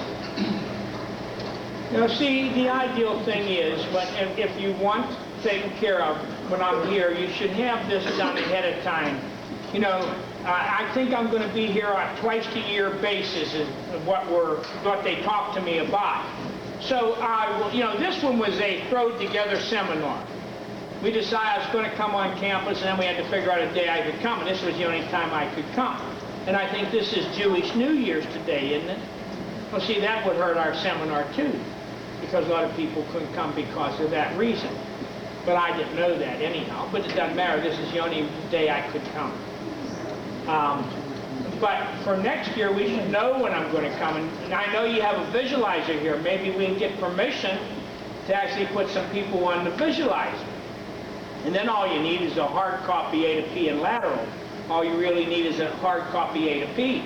And then we can pick up all the rest of the stuff from the visualizer. And they could do one tape, and then we could set up here and analyze it. That's basically the way to do it. Who in here really has some problems? That's the people I'd like to get x-rayed, the person that really has some bad problems. So we could get up here and show you how chiropractic works. See, I believe when you give an adjustment, a person should start getting well then. I don't believe it should take months.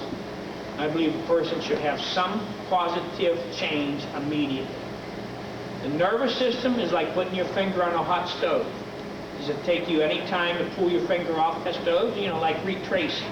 Well, I walked into this room and I put my finger on this hot stove and it's hurting. Maybe I ought to get it off of it. If you went through a process like that, your finger would be burned up. But whenever you release a real, true subluxation, a person sees changes immediately. Now, how about if a person, after you adjust them, gets sick, like the temperature goes up, or they start vomiting? Is that then I would worry. necessarily sick? I would worry. Yeah, but the body, say the body, something was wrong when they weren't. People don't do things like that. It just doesn't happen. If someone starts vomiting, well, if the person was in the midst of a flu, they might start vomiting, but they're not going to start vomiting from the adjustment. And their fever's not going to go up because of the adjustment. I mean, this isn't, people do that, then I would think that I manipulated the wrong thing. Like when people get real bad headaches after an adjustment. If it's not gone in a half hour, something's wrong. A lot of times you can get an adjustment, it'll give you a slight headache for a half hour or something like that. But if it stays for 2 or 3 days, it wasn't an adjustment, it was a manipulation. That's what I would think. Do you find it, you often make adjustments to the extremities, the shoulder or elbow, knees? I'm not an extremity adjuster myself. We have a man in our office who took extremity courses. If I have something like that, I usually let him do them. I do very, very little extremity adjustment. I'm not into sports medicine per se, only if there's a subluxation. I like to stick to the spine. That's what chiropractic's all about. The only reason chiropractors have got into manipulation of extremities is because no one does it any better. You know, if there was a better way to do it, I wouldn't get involved in it at all. But I like to stick to the spine personally. I'm a spine adjuster. Any other questions? If you obviously take x-rays before and after you adjust, is that correct? Yes. Always post? No, we don't take post the same day. No, I mean, to find out if Yes. it's correct. Say the same person, like, the people that come and see you, they come in just to get, if there's symptoms relief or whatever illness that they're having at that moment. I try to talk everyone into staying under chiropractic all their life. Okay, say a couple years go by, and then would you still use the same x-ray? Absolutely not. You keep re-x-ray? Absolutely. So, like, how often do you keep doing that? Well, keep in mind that the x-ray machine I use uses a quarter of an MA to do my post-x-ray work. So the questions you ask will be answered as we go along. See, a lot of times if I put you off on a question, it isn't because I don't want the answer. It's because as we go along, you understand better how I work. And if I don't answer the question by the end of tomorrow, then you come back at me, okay? Any other questions? Do you basically understand where we're going? Okay, let's go back to work.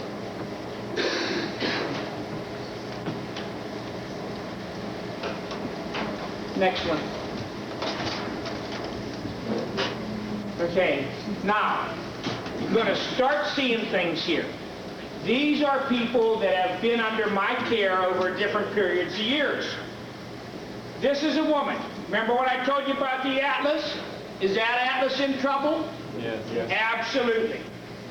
Okay, at this point, we're going to give you another one of my rules. We're going to call it the arthritic rule. Exhaustosis rule, whatever you want to call it. I refer to it as the arthritis rule. And with our research, we found this, that when a cervical vertebra gets subluxated, there will be an osteoarthritic change, which we refer to as arthritis or osteoarthritis, whatever you want to call it. Starts on the bottom of the subluxated vertebra. Starts on the bottom of the subluxated vertebra. If no change or no correction is made, the disc space between the subluxated vertebra and the one below will start undergoing a change. And the process will attack the top of the vertebra below the subluxation. I'll keep repeating this till you have this down. Arthritis or osteoarthritic changes starts on the bottom of the subluxated vertebra, moves to the disc space below the subluxated vertebra, and attacks the top of the vertebra below the subluxation. It will then move to the top of the subluxated vertebra, go into the joint space above, and attack the bottom of the vertebra above. Then it will move down the spine and up the spine until all cervical vertebrae become involved. You got that? Okay, I want you to look at my fingers. And we're going to pick my middle finger as a subluxated vertebra. It moves to the disc space below and attacks the top of the one below. Then it moves to the one above. Then the one below, then the one above. So if you look at the spine, and let's say there's arthritis between 5th and 6th cervical vertebrae, which vertebra are you going to guess is subluxated? 5th, because it's the top vertebra.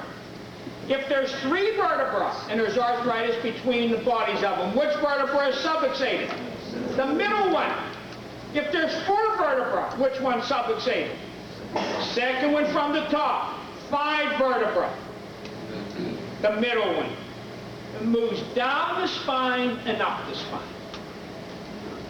So if you get a virgin patient into your office that has never been adjusted, the arthritic rule will work for you almost all of the time.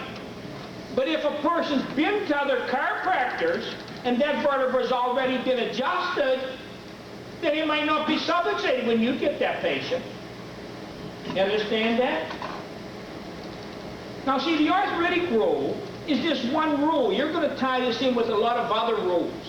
And the reason I'm giving you these rules is so when you get a patient in your office, if there's 3 subluxations, and one of them has 4 rules saying adjust me, that gets the first adjustment. If another one has 3 rules, that would get the second adjustment. If the other one has 2 rules, it would get the third adjustment. You understand what I'm doing for you? I'm building up a way for you to decide, where do I go with my first adjustment? And the secret is, try to adjust the vertebra that is the major subluxation. And the major subluxation is the one that came first. And it'll continually have more and more rules for it because of its longevity. Question about your atlas angles. Yes.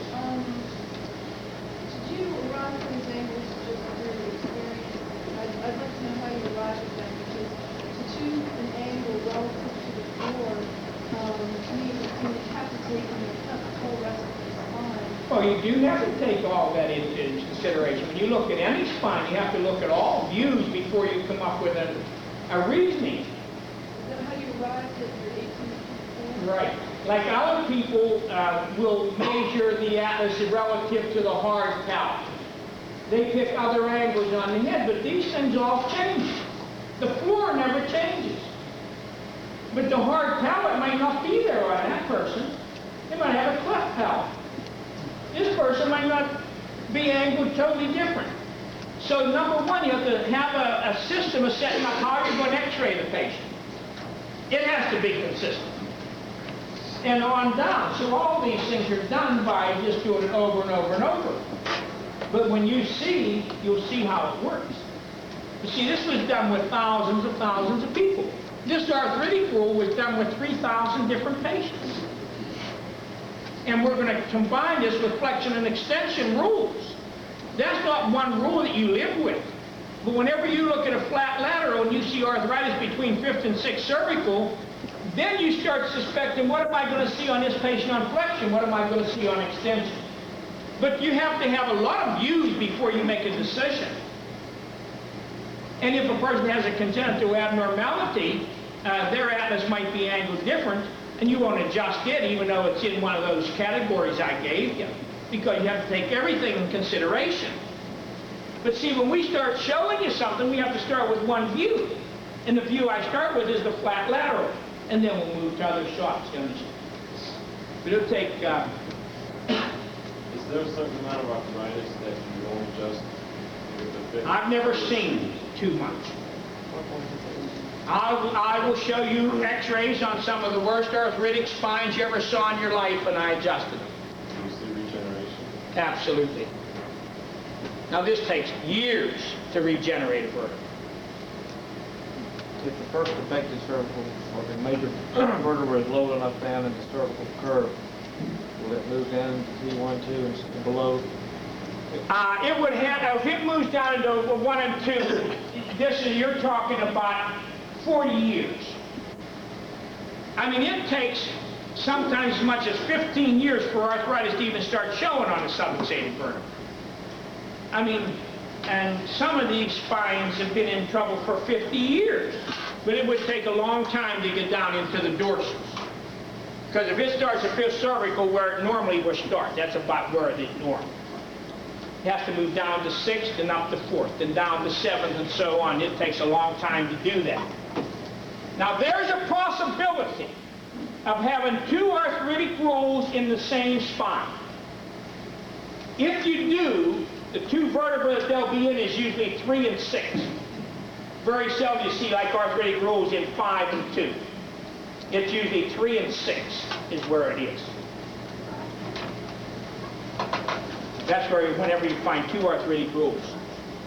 Okay, now I want you to look very close to this person. This person came to me in 1973, and I had a chance to correct this woman. So I pounded her atlas because I was strictly a cervical adjuster most of the time. And I pounded her atlas the way I was taught, from side to side, and you know, torquing it and all of those things. Look at this distance. Now to answer your question, the distance is more important than the angle, really. If you were like a 16 degrees and your spaces was perfect, I would consider you a much easier patient to correct than if you were a 19 and your spaces was a way off. So everything is relative. But I have to give you all these rules, and then you get them all together, then you come up with an answer. Okay, so I pounded this atlas from the side for 6 months. And then the patient quit coming. He didn't come back for 6 years. Now keep in mind, I'm telling you that the atlas is in trouble, and the arthritic rule says that number 6 should have been adjusted. But of course, at that time, I wasn't into adjusting 6 cervical vertebrae, so I didn't adjust it. Now let's see what happens in 6 years to this patient's life because she wasn't adjusted. Now I manipulated her, but she wasn't adjusted. Now today I know that there also is a subluxation here. But back in '73, I didn't know all the things I know today. So let's just see what happens to this person. Okay. There she is 6 years later. The 6th cervical vertebra is totally gone. Has the atlas changed position from my 6 months of pounding on it? No. This is one of the people, and see, now I can tell by looking at this that the 3rd cervical was also in trouble, and the axis was in trouble. Now this woman died a very horrible death. Now a lot of people, of course, don't believe that subluxations can cause anything. I believe subluxations caused almost everything. I'm crazy enough to stand up here and tell you that if that woman had been totally free of subluxation, that she might have still died, but I'll tell you one thing. She would have never died the horrible death she did. I don't know for sure if we can add life, years to life. I think we can. I know one thing for sure. We can certainly add life to years. Now this woman, I had a chance to correct her. The reason I go on teaching the way I do is I've had some miserable, miserable days in my life because of my inability to do what I was told that chiropractic will do. Chiropractic will do everything you've been told it's done. But you know the problem? Is we're never taught how to do it. Now that doesn't make our forefathers wrong. We're only 94 years old. But what I'm saying is we need to pull together and do research and forget about our past, our palpation and leg checks. We've got to get with it. We got to get some scientific methods on how to help people like this when they come to us for help. We just can't pound on them and take their money, and then 6 years later, because of our inefficiencies, these people go on and have a miserable death. If chiropractic works like we know it works, then we should be able to make it work on the sickest of people. And when I look back at people like this, I get very, very sad thinking how inefficient I was, and how I believed that it only took philosophy. All I had to do was pound them. There's a lot more to it than that. If we're going to go to school for 6 years, then we should know what we're doing. We shouldn't have to be guessing. And when I have patients come in my office and tell me that they went to a chiropractor and he laid them down, and I can sit there and describe the adjustments they get. You lay on your right side and I pull your shoulder, and pull your leg and push your shoulder. They pull your leg and push your shoulder. Lay on your back and crack your neck and crack your neck. That's chiropractic. That isn't chiropractic. There's not one school on the face of the earth that teaches chiropractors to give lumbar rolls both directions. But yet it's done in over 70% of the chiropractic offices today. And then crack the neck without a rhyme or a reason. That's why insurance companies whip us. Because they get on you and they put a little pressure on the chiropractor, and then he backs off because he can't beat them. You know what I tell insurance companies when they start that with me? You're going to pay me. The matter is when. Because I'll take you to court. I threaten to sue them. That's the only way you can beat them. But then when you go to court, you have to prove what you're talking about. And you can't say, well, I laid the patient down and fractured his neck both ways, and the patient felt better. Feeling better isn't what it's about. When I pounded her neck, she felt better. But did I do anything? No, I did nothing. Because if I had them, I would have changed those spaces, and I would have unlocked that vertebra. But this, whenever you've been in practice as long as I have and see all the failures that we have, then you know we better get our act together. We better find out why these people don't get well. And just because we get more and more patients that fill our office, it isn't how many get in your office. It's how many goes out your office and talks good about chiropractic and sends more in. I do no advertising, I do nothing. All of my patients are referred. And they're referred from happy people. Not any false promises, people that come because someone got well. That woman didn't get well because she was subluxated, and I tried, but I didn't have the ability to do it. Because the way I'm going to show you to adjust this woman, nobody ever did it before. This woman should have had that atlas adjusted from the back. She should have had this 6 cervical adjusted from the back. And then there would have been a difference. Okay. How did she die? Cancer. That's cancer. This patient is an example of a patient under 12 years of my care. 12 years of chiropractic care, from 1967 to 1979. Is there any change in that spine? It's exactly the same. The atlas is sitting there inferior. Oh, I changed it up and down a little bit. See, there's more head on this patient now. More white on your x-ray now. But the spine's exactly the same. Was this patient happy with me? I had 90 members of her family for patients. So, I mean, I was a good salesman.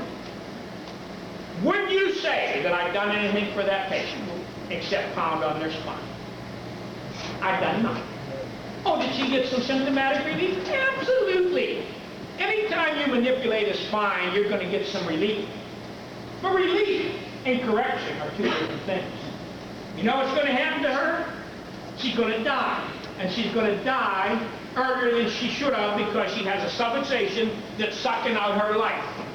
And I was helpless to do anything for her, because I was pounding her from the side the way I was taught, and she needed adjusted from the back.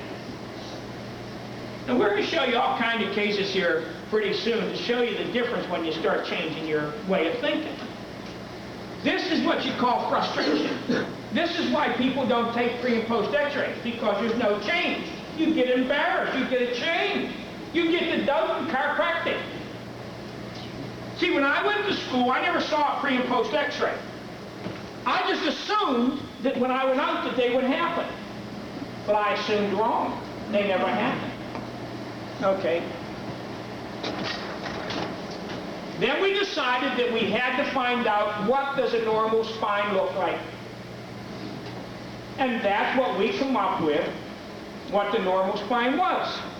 And in 1979 is when my life totally changed. When I got to be a doctor that could really say, yes, I can change your spine.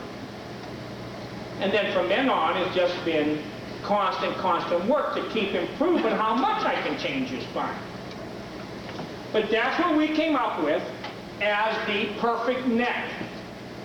Now, at that time, I had no idea how to measure it. All I did was I said, this is what a perfect neck should look like. So I had a piece of plastic made that formed that curve. I had no idea how to measure it, but I innately decided what this curve should look like.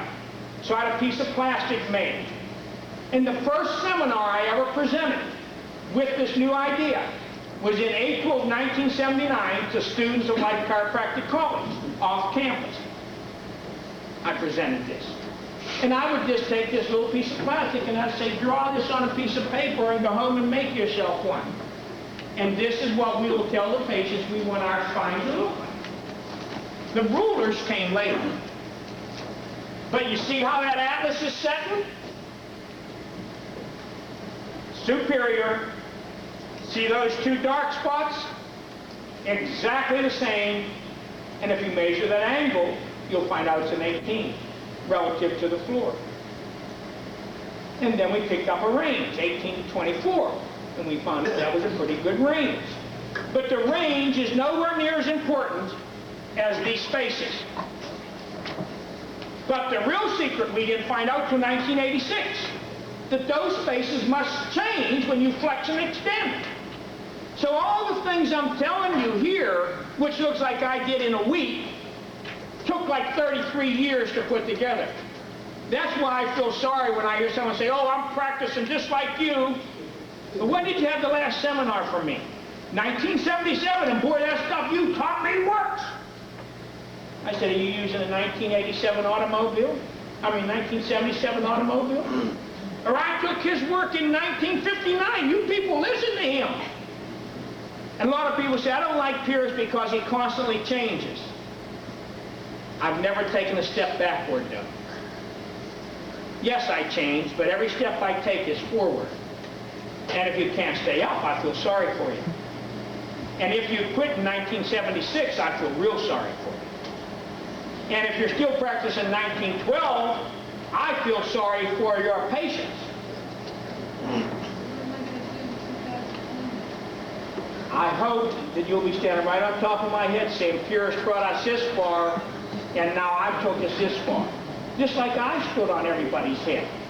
I stood on everybody before me to find out what they did and add a little bit more to it, and I'm sure there'll be someone standing on me saying he was wrong, and that's fine, as long as they have something better.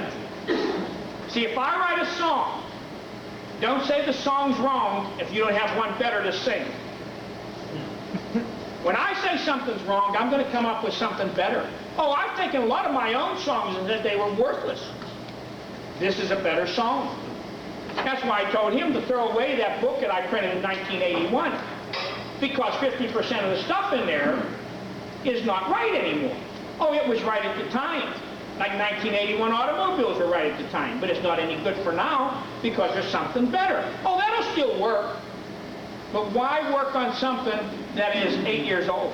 Let's get here now. That's the secret. Okay, so that was the beginning.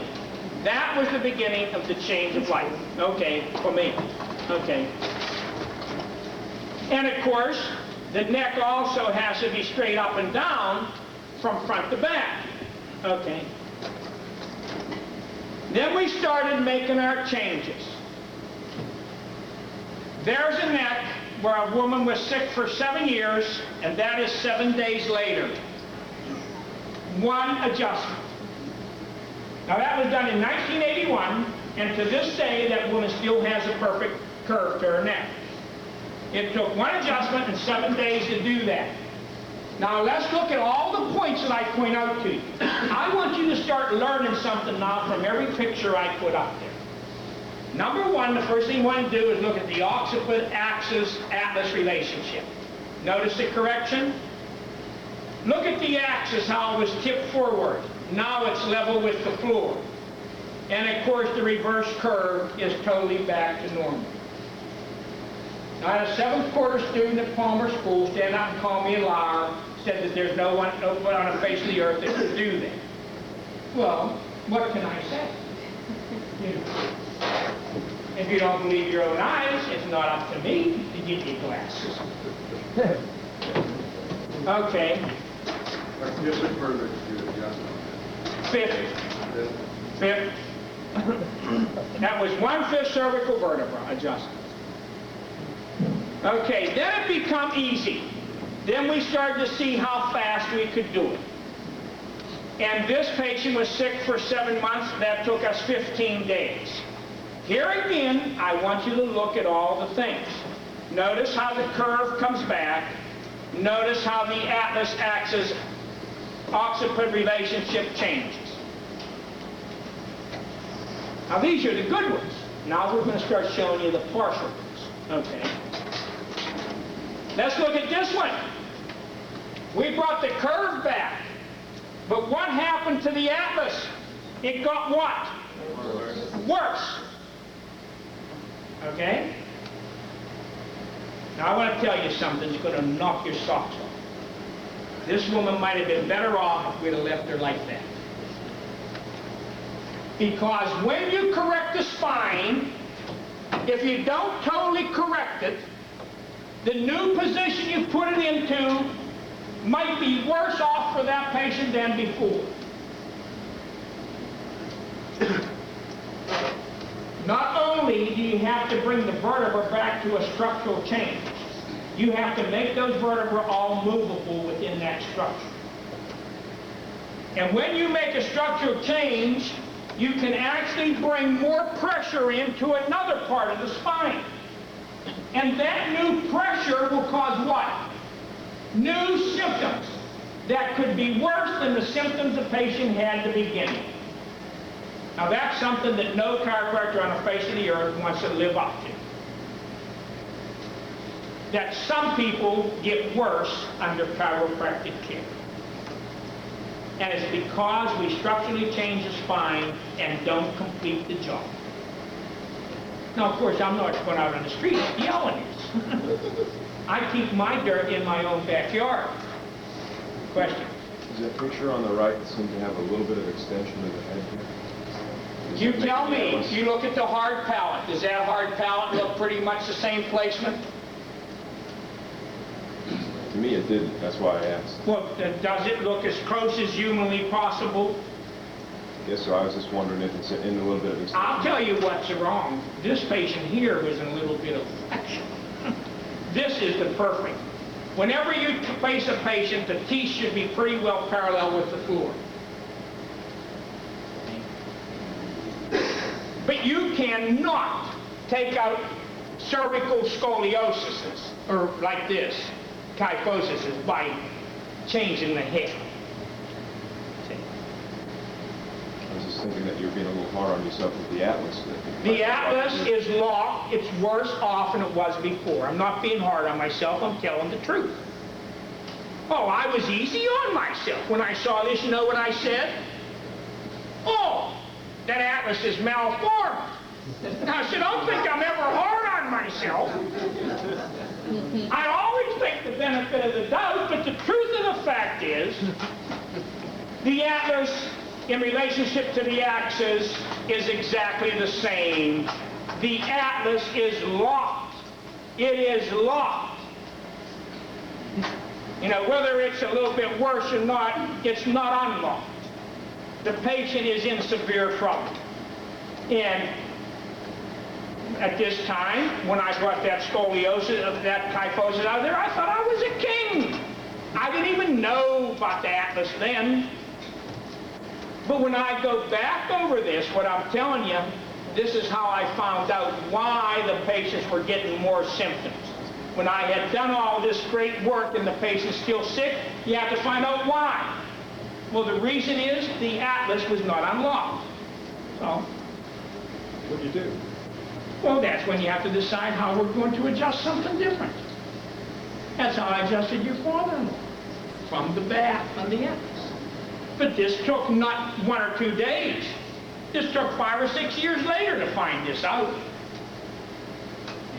So all these things was found out not because I'm so smart, it's because I'm so stupid. And it just happens. But I mean, this is the type of stuff that has to be researched and done. And all this just took more years. But besides structurally changing the patient, then we got into motion. And we found out that besides structurally changing the patient, then you've got to make sure that their movement is right within inside that structure. So you have a double-fold thing in chiropractic. You have to change the spine, and then you have to make sure that the movement within that spine is working. And that's where the secret is. But this person is far from correct. You have a patient with a straight neck with no surgery. Persons can have subluxations and not have symptoms for 15 years. Would be unfortunate if I could correct the curve. Well, absolutely. But you just don't correct curves. You can have a loss of curve and not have a fifth cervical subluxation. You can have a loss of curve from strictly an atlas subluxation. So you're not into pounding curves back. You're into unlocking subluxations, and when you unlock subluxations, the curves come back. See? So you just don't look at this guy, this particular vertebrae here and say, well, now I want to adjust you. You have to have reason. So that's what your flexion and extension studies are all about.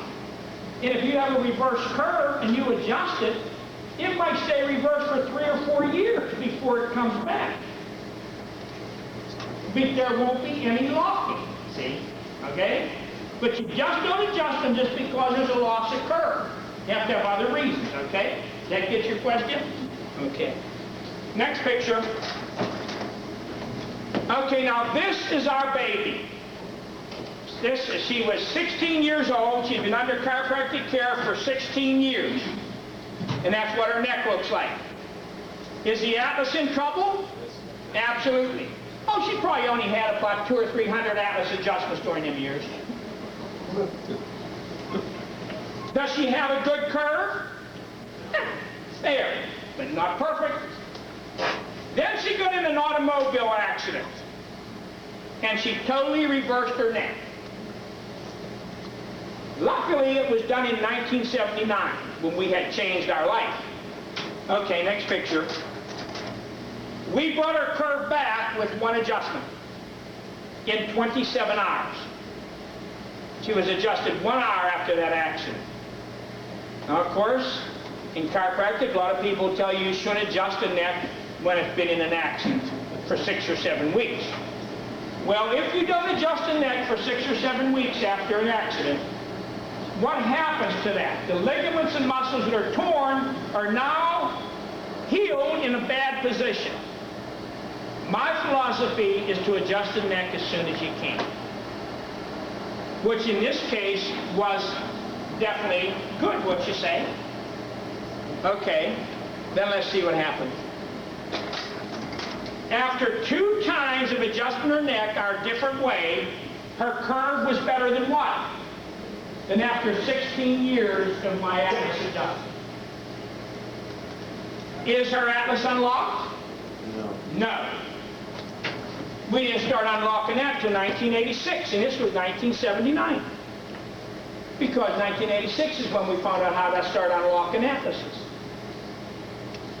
So see, here's somebody who's been under chiropractic care from day number 1. And she didn't have a good spine. It doesn't say much for us, does it? How many of you would take yourself into an automobile shop that had to take his car someplace else to get fixed? How many of you would go to a mechanic that had to have his car towed in? How many of you would go to a dentist that didn't have any teeth? How many of you go to chiropractors that have bad backs? Every one of them. The worst spines I have ever seen sit right in front of me. Right here. The worst spines I've ever seen have been on chiropractors. The ones that have been adjusted the most have the worst spines. Something's wrong. We should have the best spines. We should have the best spines. Her spine today is excellent. Okay. Here's a man that had 456 manipulations. Then he came to me, and I gave him 156 more. So this is 612 manipulations. Now let's see the patient after we start adjusting. That's after 2 fifth cervical adjustments. You see why I changed my life? It isn't how many manipulations you get. It's how many adjustments you get. And we don't have 2 or 3 x-rays like this. We have thousands of them. Okay. See this woman? I adjusted her neck for 15 years. From 1965, November 19th, 1965, till June 21st, 1979. I had enough pictures over those first 14 years, this looked like this, that would cover that wall. 2 months after we changed our technique, I brought her curve back. I even got her some false teeth.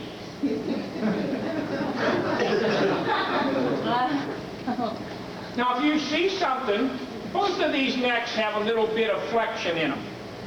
Look at the hard palate. That hard palate is set up. But at this time, I didn't know how to take x-rays the way I do today.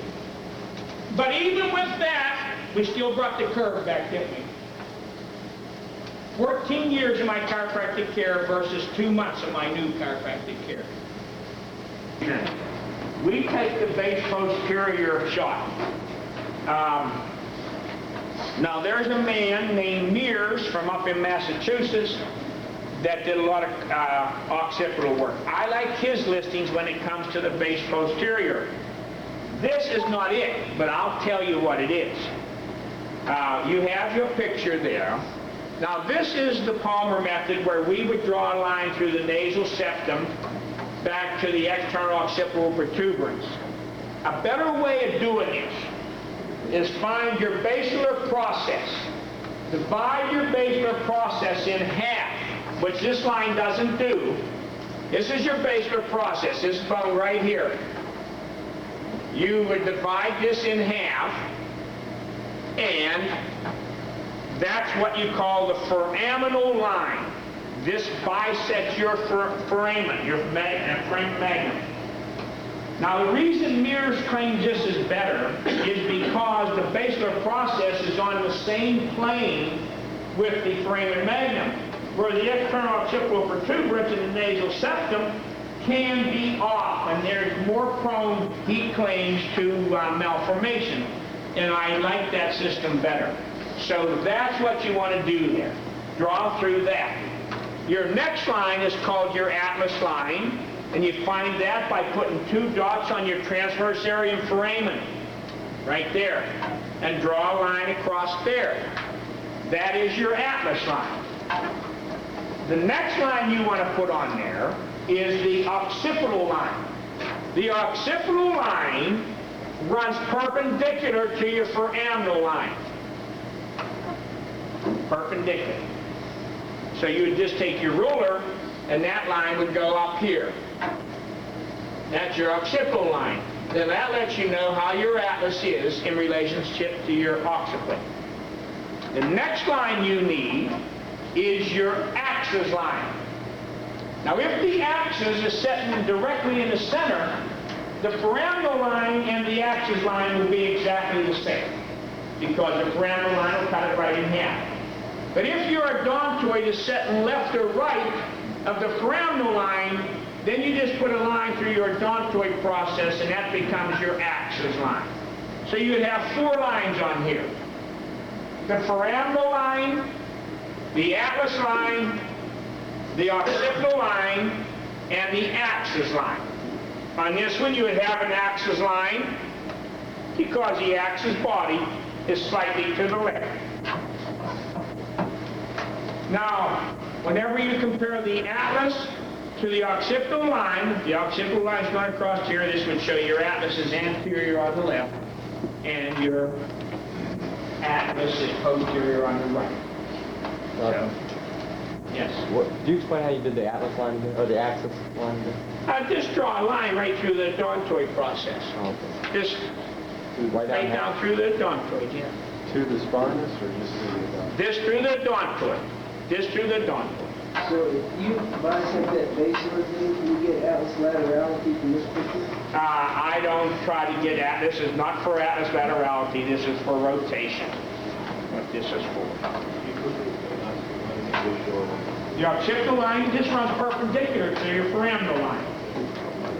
Yeah. And you keep it in front of the atlas line. This is perpendicular. So,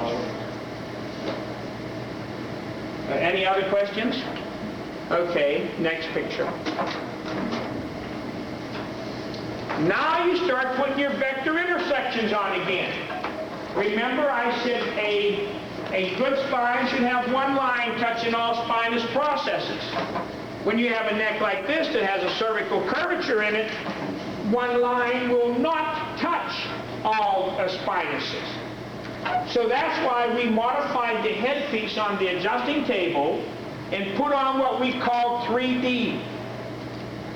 So what we do with our headpiece is we draw this line down, and we draw a line up.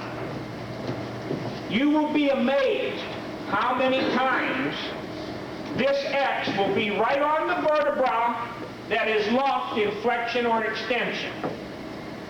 Now, many, many times, the vertebra that is most laterally rotated is also the one that's most posterior and locked. If it's not right on there, it's the one above or the one below, but it is in the area. In fact, when we were doing this research, we used to call it Captain Kidd's X marks the spot, because the X on the gold mine was what? On the map was what? That's where the gold was. And whenever you adjust the right vertebra in this spine, it is gold to those patients. Now what we do is we put that on there, and then we measure this angle. And then what we do with that degree is move our headpiece that far right in this particular case, with the idea of taking the tension off the neck. And when we do that, we find out that our adjustment is much more effective. Anytime you can have a patient's line of drive just one direction, your adjustment is more efficient. Now we found this out by when we start doing fifth cervical work. You hear the first one, there's no rotation, they move great. But we had people where we would like bounce on them. We found out these were people that had rotation in their bodies.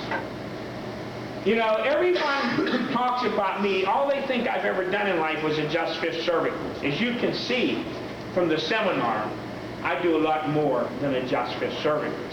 But I know in the clinics you hear the story, let's do the purest slam and all this stuff. They're usually from people that have never been to a seminar. They're only people it takes that much of my life, and then they say that's what it's all about. So on that, the X would be on the fifth cervical, or is that on the sixth cervical? I mean, it's on the Axis, third, fourth, it's on the spinous of what? Fifth. That's the vertebra. Okay. Because it looks like it should be on the body of the sixth. No, we're not talking about Okay, bodies spine. here. We're talking about spinuses. Okay, next picture. A lot of times we don't have no cervical curve, but we have a lot of rotation. That brought another prospect into our life. Then we had to make the headpiece turn this way. So if the spinuses are right, we rock the headpiece and bring them back to center. This first line is your median line. You know how you do that. The next thing, you find the most rotated vertebra. And you put a dot on the spinous, and then you put a dot on the median line at the body of axis, because that's where the spine pivots. And then you measure that angle, and that angle is 5 degrees. That means we would rotate our headpiece 5 degrees, and we call that circumduction. Spinuses are right, we want to drop the table down so that the spinuses come back to center. So when we give the adjustment, we give it that way. Okay? And you rotate the spinuses back to center. So you're dropping the table low on the opposite side. Okay. Next picture. Sometimes the only vertebra that will be misaligned is the axis. In these cases, that axis spinous is usually not locked. This is just a compensation, and that is really not a subluxation. I have adjusted spinuses like this over the years and never moved them one bit. But when we started doing circumduction, we would circumduct that axis spinous back to center and then adjust our most posterior vertebra, and found out that that would bring that axis back in alignment, which means that that axis was not a subluxation, it is a compensation. And the way we come upon this was when we started doing x-rays. We used to do all of our x-rays sitting down cervically. Today we do them all standing up. So we would do our cervical x-ray sitting down, and then we would take a full spine x-ray standing up. And we found on our sitting down x-rays that the axis spinous was left. And on the standing up x-rays, the axis spinous was right. So about half the time. So if it was right standing and sitting, then we figured we had a subluxation. But if it would change from standing to sitting, we felt it was a compensation. So whenever we're doing motion studies, if we have an axis problem, we will turn the patient's head or tilt it, and we will see how the axis moves. And if it is not locked, even though it might be right, it'll move to the left as far as it will to the right. So you can tell with motion a lot of different things like this. So on this particular case, we're showing that we're going to adjust the fifth cervical vertebra. That's where the dot is. But we're going to swing the axis back to center with our table first. Now when you start adjusting the pelvis, the sacrum is the most important bone down there. So that's the first adjustment you'll give in a lot of cases, and that will take out your PIs and all your other stuff. Whenever you have PIs, INs, EXs, and all these things, you don't have to adjust them all. Sometimes you adjust one, and it takes care of everything. So this is where a leg check becomes a big part of our technique. We don't use the leg check to tell us when to adjust overall. But we use the leg check when we know a leg is short because of x-ray findings to tell us how far to go in the pelvis. If we have 2 or 3 things we want to do in the pelvis, we'll check the legs. If the first thing levels the legs, then you're done for that day.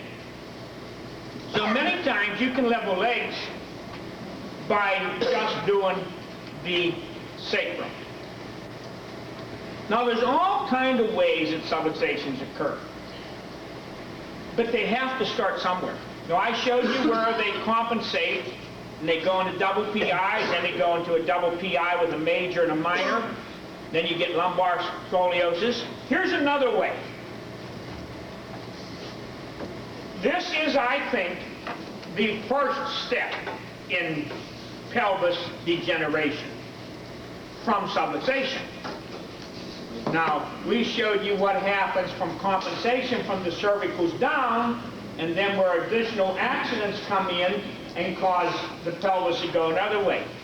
This, I feel, is a true pelvic problem, starting from the bottom. And this is the way it starts. It will start with the sacrum going posterior. Now, the sacrum can only go posterior in relationship to the ilium on an EX side. That's the only way it can go. Because when you have an ilium laying over top of sacrum, the whole thing can go posterior, but in relationship, it can only go posterior on the side of an EX. On the side of an IN, it can't go posterior in relationship to the ilium. So this is one of your true subluxations of the pelvis right here. This side is totally normal. This side is EX. Now notice there's no lumbar body rotation. So your adjustment here would be on the EX side, right here. Second sacral segment, EX side. And you adjust that, the sacrum goes forward and the ilium goes back on top of the sacrum and your pelvis is correct. Now, as the patient deteriorates, the next slide will show you what happens. Okay. Now, the side that was normal becomes IN, internal rotation. No lumbar body rotation yet. Now this can still be corrected with the same adjustment.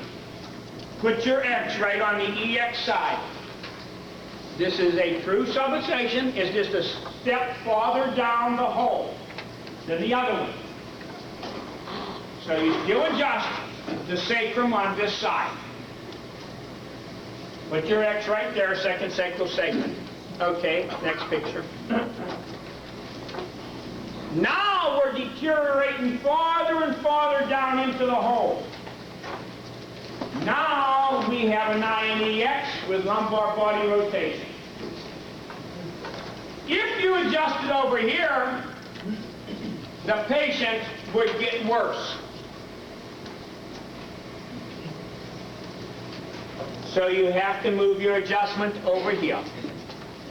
And then your patient is going to go from this stage into a PI-IN, and the other side will eventually go PI-EX. And now you're going farther and farther down the hill of degeneration. Then you're going to start getting arthritic spurring and disc degeneration and all the other things that go with it. This type of patient, you will never correct by adjusting upper cervical. You might get symptomatic relief, and you're going to have to adjust upper cervical, but what I'm saying, you're going to have to incorporate some pelvic work. Now, of course, Logan Basic is another good one you could use here. Anytime you have sacrum base inferiority, lumbar body rotation, you can go to Logan Basic. Yes? What did you say the next step would be after this one? PIEX, PIIN, PIEX, and everything else. Just keep going, going, going. Yeah. So the X will be here, and then when it becomes PI, you're going to be here, and you're going into con, just down, down, down. Okay. Now this one is just the opposite. This one now is PIEX here, right here. So you can adjust here and here. If you adjust the sacrum here and the leg balanced, you're out of it. But if the leg doesn't balance, you still have your second option. Throw the patient on his back and adjust his pelvis for a PI right here. So you have two options here. Do this one first. If that does it, you're out of it. If it doesn't do it, turn him over. You can always go to Logan Basic here also. You can always do a Logan Basic here. Okay? And, of course, Logan Basic, you have your left and your right Logan Basic. So, that's what the spine looks like, yes. These films I'm going to show you today, that back one slide, when I flip him over, there's the left leg is short. Well, I'd have to see that. I'd have to see it. If that's true, then it's coming from a cervical problem. Because if a right leg is short, it should be sure that the patient's standing on his head, no matter where he is. If something like that's happening, there has to be muscle pull or something else, or the man has some type of knee problem. But a short leg is a short leg. And if it should stay short. If it doesn't, then the man is having some type of muscle pull in his system caused by a cervical problem. So then stay clear on the pelvis? Well, I'm going to have to look at the case. I don't know. See, I don't even talk hypothetical. I never know what I'm going to do with somebody until I see them. Okay.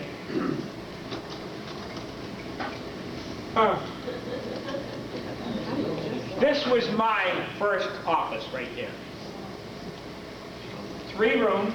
It doesn't matter where you start your first office. This one had 640 square feet. And in that office, I did up to 99 patients a day. Every one of them was read with instrumentation. Everybody was x-rayed. And on top of that, I made 5 house calls that day. Okay. In that room, in that place, we had a reception room, and a receptionist sat right out with the patients. I had my 3-in-1 room, my examination, adjusting, and consultation room. I had my x-ray room and my 5-in-1 room. That was my private bathroom. That was the ladies' bathroom. That was the men's bathroom. That was the dressing booth. And that was my developing room. But one thing I had a brand new x-ray machine, I had a brand new adjusting table, and I had brand new instrumentation. And that was a must. And the place was clean. I remember, I'll never forget the time a woman came to me and she said, "Oh, am I glad my mother came to you instead of that chiropractor with the dirty drapes in his window." No, anything that's ever been said about chiropractors, we usually earn. Okay. Then I moved across the street and built this clinic, 23 months to the day. That clinic will be 30 years old, November 12th.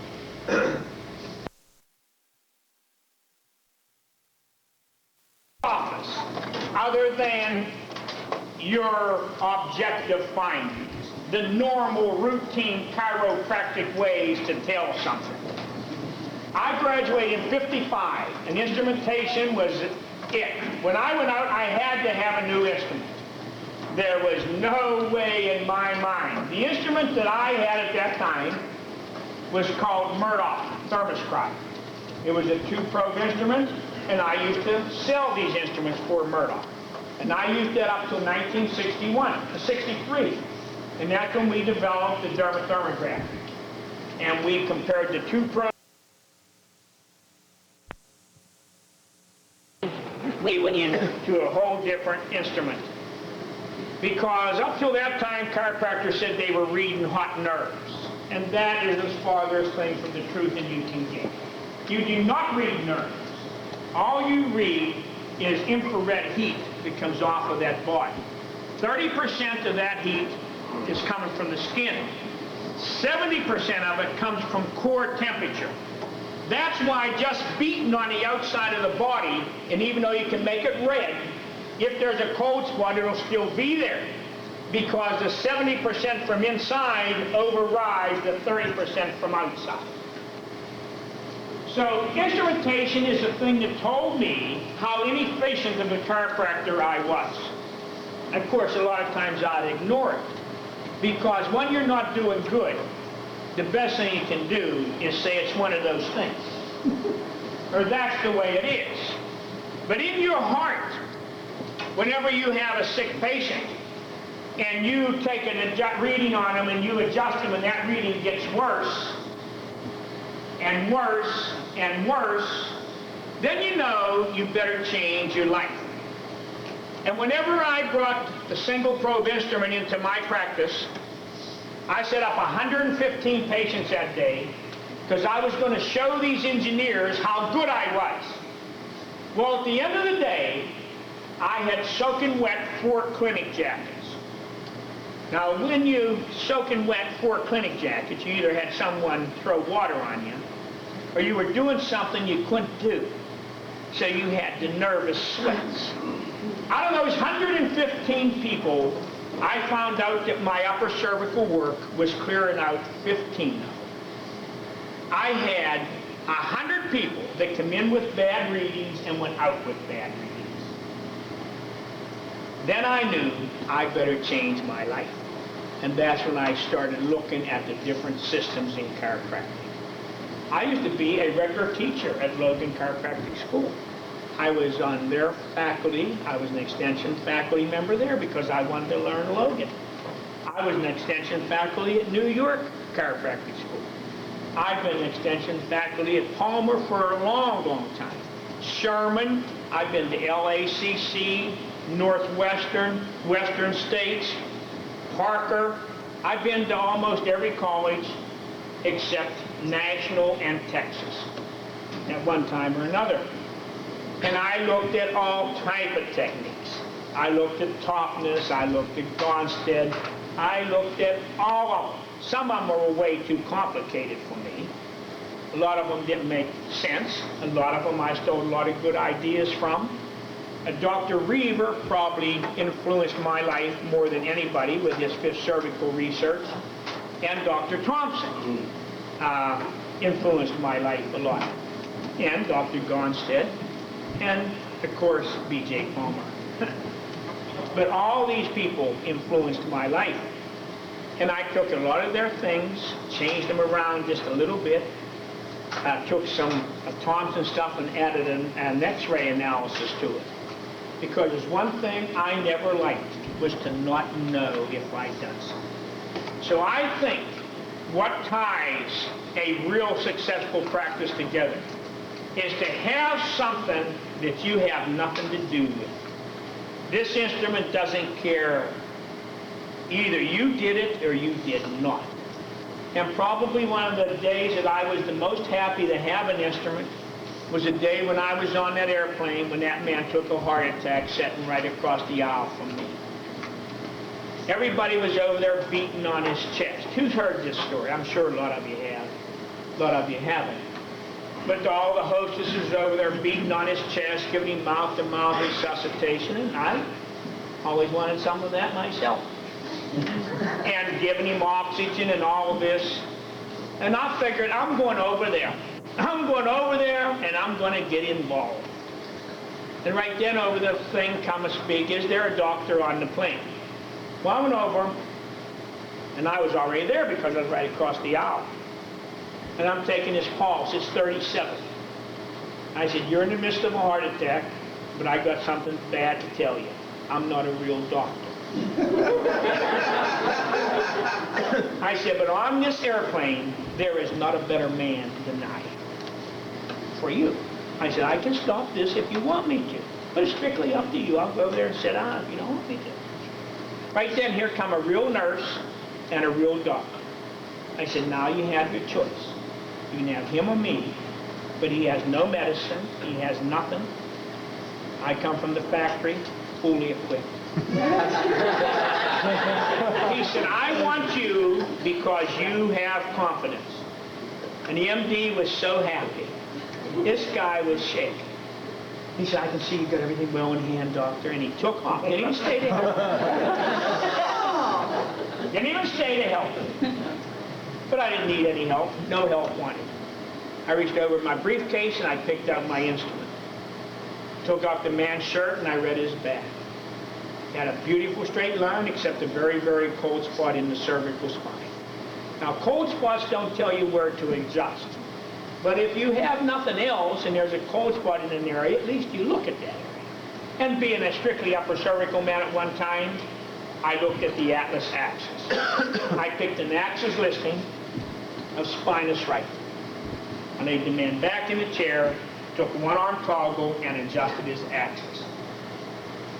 read his spine, and the reading was straight up and down. I said, that's all there is to it. Now, all in about 15 minutes, we're going to take that oxygen off you, and you're going to be with. I sat down beside him, kept my fingers on his pulse, 40, 50, 72. You won't need this no more. When we got to Hong Kong, he carried his own suitcase off the plane.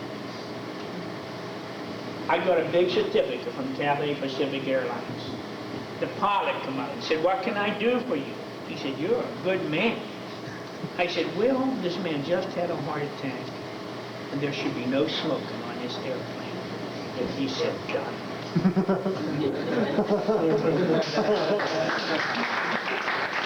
The guy behind me was the vice president of Cathay Pacific. He came up and he said, what's your name? I said, Walter Pierce. He said, you're some man. He said, any time that I can ever do anything for you when you're over in Asia, he said, here's my card. He said, you call me. The man up there said, Doc, that's some instruments you got. Is it for sale? He said, I'd like to have one of them. I said, there's only one problem. I said, the instrument needs an accessory. Now see, without that instrument that day, if I had been, well, most chiropractors would have sat there and went to sleep to begin with. I never do that.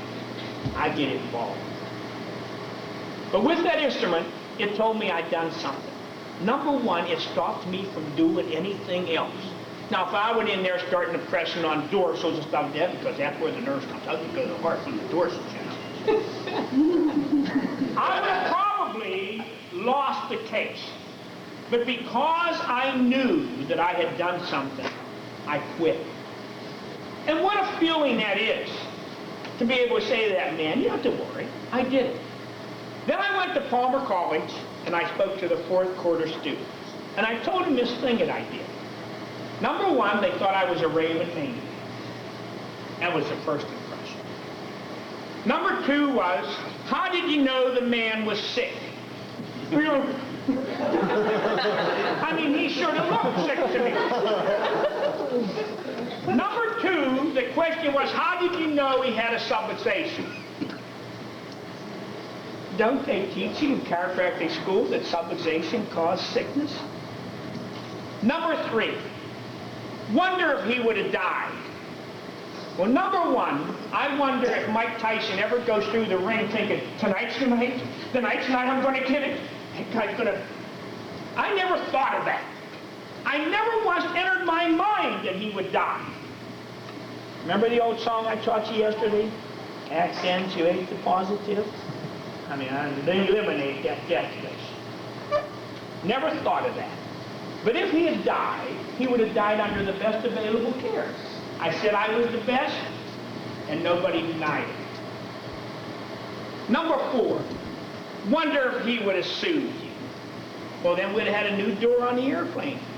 That's where I threw him out. If you don't understand that chiropractic is a life-saving thing, then I feel sorry for you.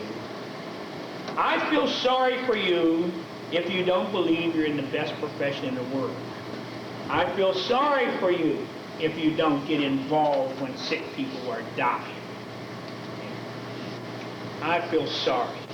I have adjusted 5 people in the midst of heart attacks. I haven't lost one yet. I've gone in the hospital and adjusted people in intensive care. And in 2 days they were out of there. I've taken people out of the hospital and on the way home threw all their medicine in the river. I took a guy that had a heart attack and put him back to work the next day. And he worked for 15 years after that. I had another man that was totally out of it. When I went into his house that morning, the man was out cold. He had beads of sweat on him like that. I couldn't even find a heartbeat on him. I have 2 diagnoses, sick and real sick. His was real sick. I said to his wife, call an ambulance. We got to get him to the hospital. I said, but in the meantime, would it be okay if I adjusted him? She said, whatever you can do. I adjusted him. Before the ambulance was there, the man was sitting up talking to me. His heartbeat was back. His blood pressure was back. They put him in a hospital for 23 days, 21 days. To this day, they don't know what was wrong with him. He never said thank you, goodbye, hello, or no. But who cares? I know what I did that day. I know that I was meant to be there. That man is still there today. I took another man that was sent home to die, 64 years old. He had a heart problem. I went over and I said, George, who's my neighbor? Why don't you let me take care of you? I very seldom ask for patients. But I said, why don't you let me take care of you, George? I said, I don't want you to die because I like you. He said, Doc, I don't have no money. I said, well, when I offer services, it's always for free. So I made house calls on George 2 times a day for 4 months. George died 2 years ago on New Year's Day at the age of 85. Now, what did George do after he was told that he had to go home and die? He used to drive my Chiro-Lance. A Chiro-Lance is like an ambulance, but it brings chiropractic patients to chiropractic offices. He used to go around and pick up all the widows and all the divorcees that didn't have no money to ride the bus and bring them into my office in the Chiro-Lance, and I would adjust them for free. And then on the way home, he'd stop and let them get their groceries and shovel their sidewalks. Me and George both crazy. That deal cost me about $1,500 a month. But it was fun, you know. And George had something to do. George babysitted for all of my kids. And he died at the age of 85, after he was supposed to die at the age of 64. See, so that's what chiropractic's all about. You have to understand that it is something that no one can explain. It is a way beyond most people's comprehension. What you can do when you unlock that nervous system. And instrumentation is one thing it tells you what to do. So we're going to talk some instrumentation to you. Now, I understand you have a pretty good instrumentation program here at school, don't you? Well, you know, I offered 40-some graphs to the clinic, you know. And that's what I just did for Palmer. I put 40 graphs in Palmer College, free of charge. It cost me $33,000. And I made that offer here. Now, maybe I should have done and did it myself, but I sent an ambassador to do it, and apparently he got turned down. But the offer still stands. I would like to see new instruments in everybody's hands all the time, you know. But it's at Palmer College. We put 40 in there, and we'll show you our idea of instrumentation. Now, the instruments that you have here basically are one probe instruments, aren't they? Well, then, the system will work. No matter what instruments you use, the system still works. Instrumentation is for no technique. A lot of people say, well, will your instrument work with my technique? It'll work with any technique. I don't care what technique you people use. If your technique is clearing out subluxations and you can show pre and post graphs and pre and post x-ray changes, well, I don't like it. The idea is to make you a good chiropractor. I don't have no technique to give you. I only have a system. I hope that I can add to your life. I don't want to change it. I just want to make it better. But if you're just guessing on if you're getting the correction, then you're only fooling yourself. And when you're in a position like I was that night, then you know that you better have something. I want to tell you just a few cases of where instrumentation has saved me. One night I went on a case. The kid had the croup. Did anybody ever see a kid in the croup? That's about one of the worst things that you can ever have. Let's move this out of the way so that we can use the board here. On instrumentation, I want to use the board for you. This kid had the croup. Now, he was turning blue, and I had my portable adjusting table, and I picked out these two listings. I didn't need no x-rays at that time. I was too good for that. I knew how to palpate. I could palpate a hair through 16 sheets of paper. The only problem is I've never adjusted a hair.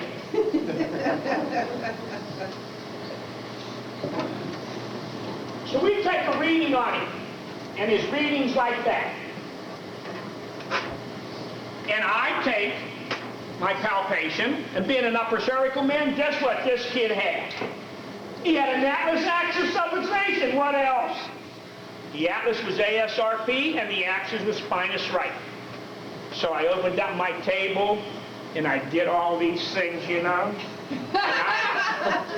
I hit his atlas. It was probably a 97 if I'd been getting scored. What a beautiful toggle that was. Now, while we're waiting for him to get well, let's take a reading to see what we did. Now, keep in mind, I want the reading warm and straight. Now, this is the cold side, this is the warm side. Big change. Oh, I changed the reading. Now, the kid's no longer a light blue. He's a dark blue. And it's amazing how hot it is in Pittsburgh on January 4th. Sweat back here, you know. So I figured if the atlas didn't work, I will adjust the axis. But I thought, I'm not going to toggle, because when you toggle, you never feel anything move, or you never hear it move. I think I'm going to diversify the axis. So I lay him on the back. All right. This sounds like a German Shepherd in a chicken house. All them bones crack, and movement, anywhere from 3/4 to a 1/2 of an inch I moved. Now while we're waiting for this kid to get well, let's see what the instrument shows.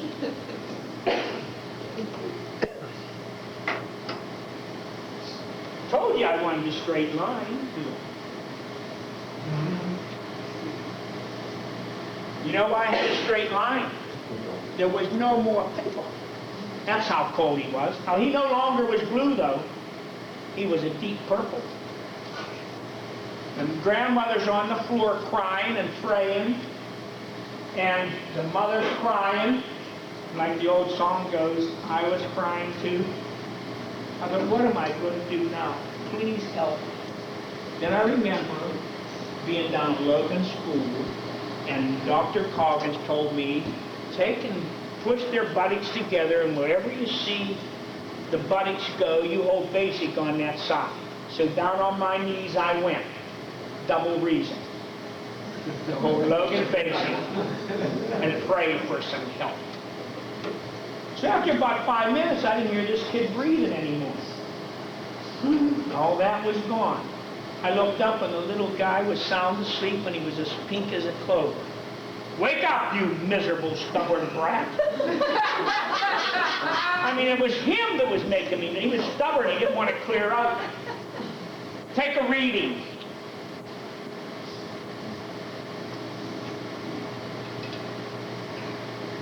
I didn't hear nothing move.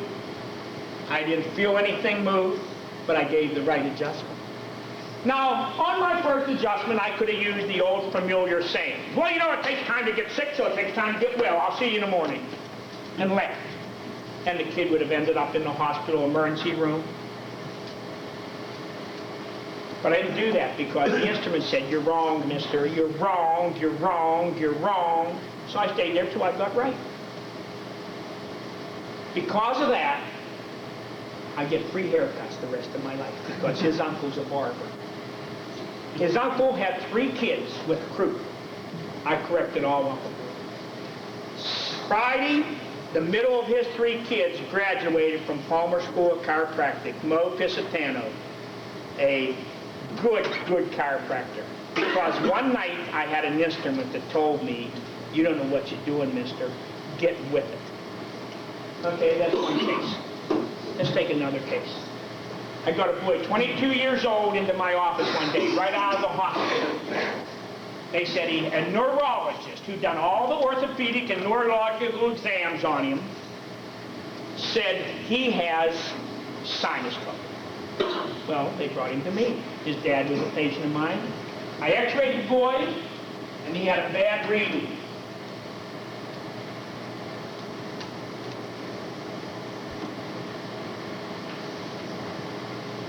I adjusted his atlas vertebra, ASLA, and I cleared him out beauty. This severe headache didn't stop. I brought him back in on Tuesday. I took a reading. It was as straight as it could be. No symptomatic relief. So I said, we're going to give him the day off. Wednesday, he don't have to come. I want to see him Thursday. He came Thursday. I took a reading of him. It was still perfect. The headache was worse. Now on my desk, I had an apple. This kid picked my apple up and took it. Took it out to the waiting room. And I said to his dad, come in here, I want to talk to you. I said, I have done everything chiropractically that I can do for your boy. I said, I'm saying your boy has a brain tumor. I said, I want you to take him back to the hospital. Took him back to the hospital. That neurosurgeon said, that chiropractor is full of you know what. Don't admit this boy. They didn't admit him.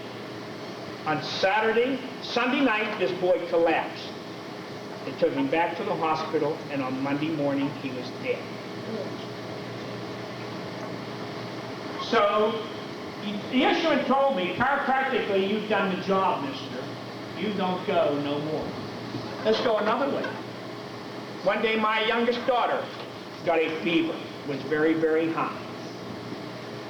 I took an instrument reading, said there's nothing to do. I did nothing.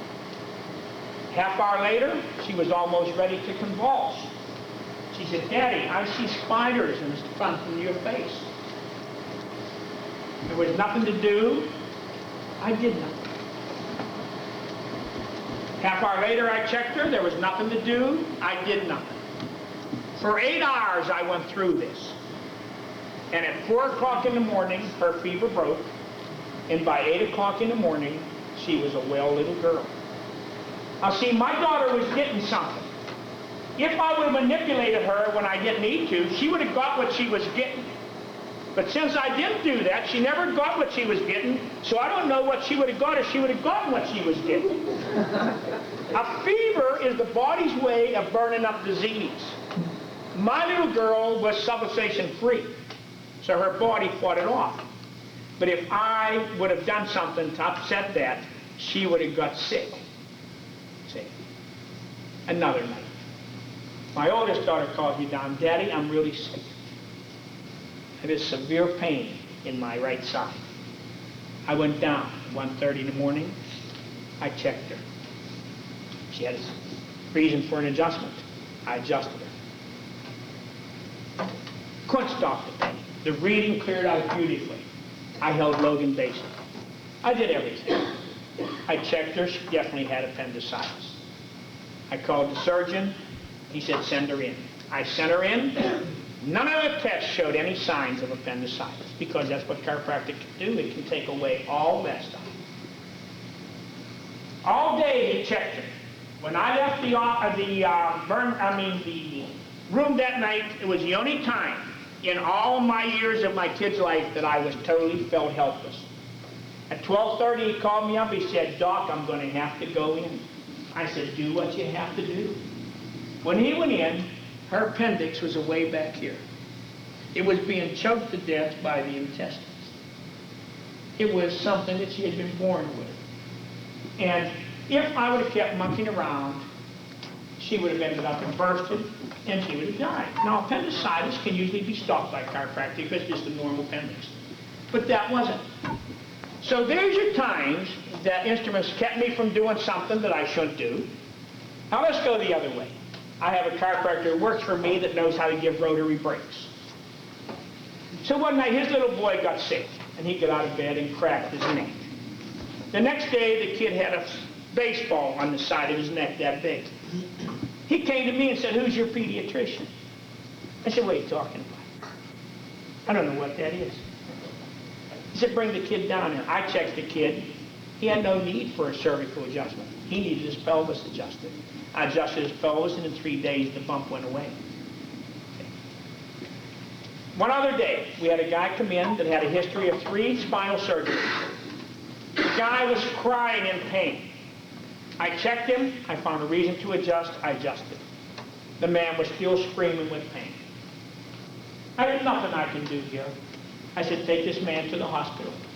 They took him to the hospital, they opened him up, and they had left a piece of the disc laying right on the sciatic nerve. They picked it off, and today the man has no problem. So what instrumentation has done for me, it has helped me not make a jerk out of myself. It kept me from keeping a kid with a brain tumor under my care. I knew I was going to look like a jerk when I sent that kid back to the hospital, but I was right. They were wrong. See? So that's why I have so much faith in instrumentation. It lets me know if I've done something. I don't have to check legs. I don't have to do that. That instrument says, you've done something, mister. You did it. Now quit. Get away. That's it. Don't worry about it. You're done. If a patient's still moaning and groaning after I've been adjusted, if the instrument says they're clear, I know it'll happen. If the instrument says I didn't do anything, then I know I have to go on. See? Cracking has nothing to do with chiropractic. You need something. And we certainly need better instrumentation than what I have. And with all of this wonderful space stuff and they do, it's just too bad that we couldn't get some of that money so that we could find something.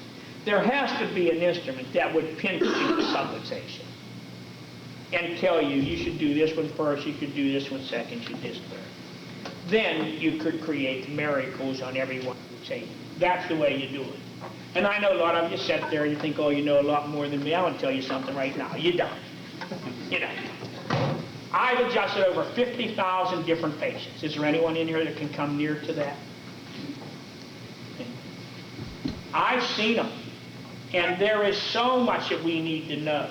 And you can't have enough things in your office to make you a better chiropractor. Checking legs, palpation, x-rays, instrumentation, all of this stuff is part of chiropractic. But don't ever let your art become a science. There is a philosophy, a science, and an art. Palpation is an art. Checking legs is an art. The adjustment is an art. Instrumentation, x-rays, is science. And whenever you try to replace science with art, you can only bat 66%. And nobody ever passed a state board with 66% average. And then remember that you're human. So that means your philosophy is not 33% perfect. That means your art is not 33% perfect. And your science is not 33% perfect. So when you take a percentage off of each of them, if you're only working with 2 parts instead of 3 parts, you're in the hole to begin with. Okay? Now you can fool a lot of people, but there's one person you can't fool. That guy. When you drive your own car home at night, whether it's a Mercedes or a Chevy, you know if you've done a good job during the day. And what a wonderful feeling it is to be able to walk away from a case like that and know that that little boy is not going to have to go to the hospital that night because you stayed there until you got the job done. That's the secret of success, not money. Whenever I read all of our books in chiropractic, there is no book that says I took care of 300 patients last month and 280 of them got well. It's only I made $50 million last year. And I have a boat and a plane and 4 houses. You can only live in 1 house at a time. You can only drive 1 car at a time. You can only wear 1 suit at a time. And you can only eat so many steaks. So the real secret is to be happy. And the way to be happy is to get sick people well. Oh, I can golf. I like people say, well, you know, you can toggle better than me. Well, why don't you learn how? You know how to golf. Oh, I can fly an airplane. Great. One time in chiropractic, I always put my hands up. Can you define chiropractic for me? You'd be surprised how many students don't know the definition of chiropractic. I said, well, can you define what a butcher does? Everybody knows what a butcher does. They don't know what a chiropractor does. Well, then maybe you better be a butcher. Learn chiropractic. When you walk out of this school, you should be a finished product. You should be ready to go. And you should be ready to get sick people well. And you shouldn't have to be taking a lot of seminars after you're out of school. And you shouldn't have to pay somebody $30,000 to teach you how to cheat. If you want to learn how to cheat, bring people in twice as often. If you want to make 4 times as much money, charge them twice as much. Now, if it takes $30,000, how about paying me $30,000 for that advice? But the success is getting sick people well. Okay, let's go with the slides on instrumentation.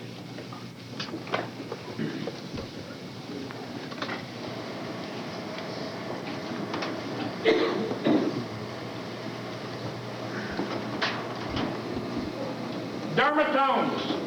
Dermatomes start down around the sacrum and they work all the way up the body. Consider your body like 24 silver dollars stacked up. These heat rings go totally around the body, and there's not very much difference between one side and the other side. In fact, the temperature is the same going up here. They go around the body. So no matter what type of technique you're using, if it's strictly upper cervical, you should read the whole spine to make sure you're making the changes everywhere. Most of the cold spots are in the dorsal spine. So if you're just reading the cervical area, you miss most of the important parts. Most of the cold spots are at the area of a symptom, not at the area of subluxation. Now, sometimes cold spots will be right at the point of subluxation, but not enough to make it work. The cold spots almost always will be in the point of symptoms. Now, I told you most cold spots are in the dorsal spine. What does the dorsal spine cover, people? All your organs, right? That's why you have most cold spots in that area. Most acute people will have cold spots in the cervical spine. Most chronic people will have them in the dorsal spine. There are very, very few cold spots in the lumbar spine until someone starts manipulating down there. The more a person is manipulated, the worse the readings get. So you will start your reading here and work all the way up the spine. Now you can see up in the head and neck, the dermatomes are totally different. Now, you know, we read the atlas from side to side, but I honestly believe we should come up with different ways of reading up there. I think that I don't know what, but once I get quit practicing and I get to do nothing but research, I'm going to figure out more ways to read that neck. There has to be better ways. Okay. And there they are. You can see where they go all the way down the bodies, but they're coming from up here. Okay. Now we have 2 different instruments. This is our lower price model. This is the dermathermograph Decade number 3R. Okay. And we read temperatures from 82 to 102. Okay. This is the portable model to that one. This is the one I used on the airplane that day. Okay. This is the new model. This is all computerized. This one lets you write down what adjustments you gave. It tells you what time of day it is. It tells you what the date is. This is a sophisticated model here. Okay. This is the pre-button. You press this, and then you take your reading. It tells you take a full spine reading.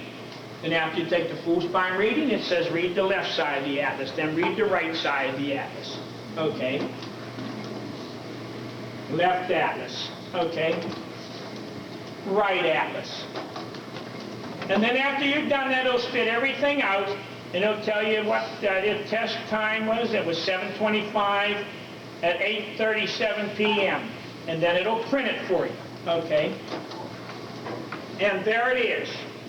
It tells you that the lowest temperature was 87, the highest temperature was 90.5, the atlas was 1/10 of a degree low on the left side. That tells everything. And it also has a place down here where if I put in that patient's number would be right in there. Okay? Then it says post. And then you can put in your number. Again, if you've taken a pre on the same patient and a post immediately, if you press this button 2 times, that number would automatically come back if you had put it on pre. But if you take a lot of pre's and then a lot of post, you have to keep putting your number in. Okay? Then after you've done it, it says adjustment number 1. Okay, so if I adjusted atlas, which vertebra is the atlas? Number 1. So I'd press 1, that would say atlas. And if I did the atlas left, number 2 is left. So the first thing you do is the vertebra. 1 is atlas, 2 is axis. 0, guess what that is? Occiput, how about that? Now the rest of the cervicals you have to press 3. That brings up cervical for you. If you did 3rd cervical, you'd press 3 twice. If you did 4th cervical, you'd have to press 3 and 4.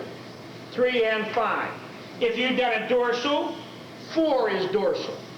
4-1 would be 1st dorsal. 4 down here would be 12th dorsal.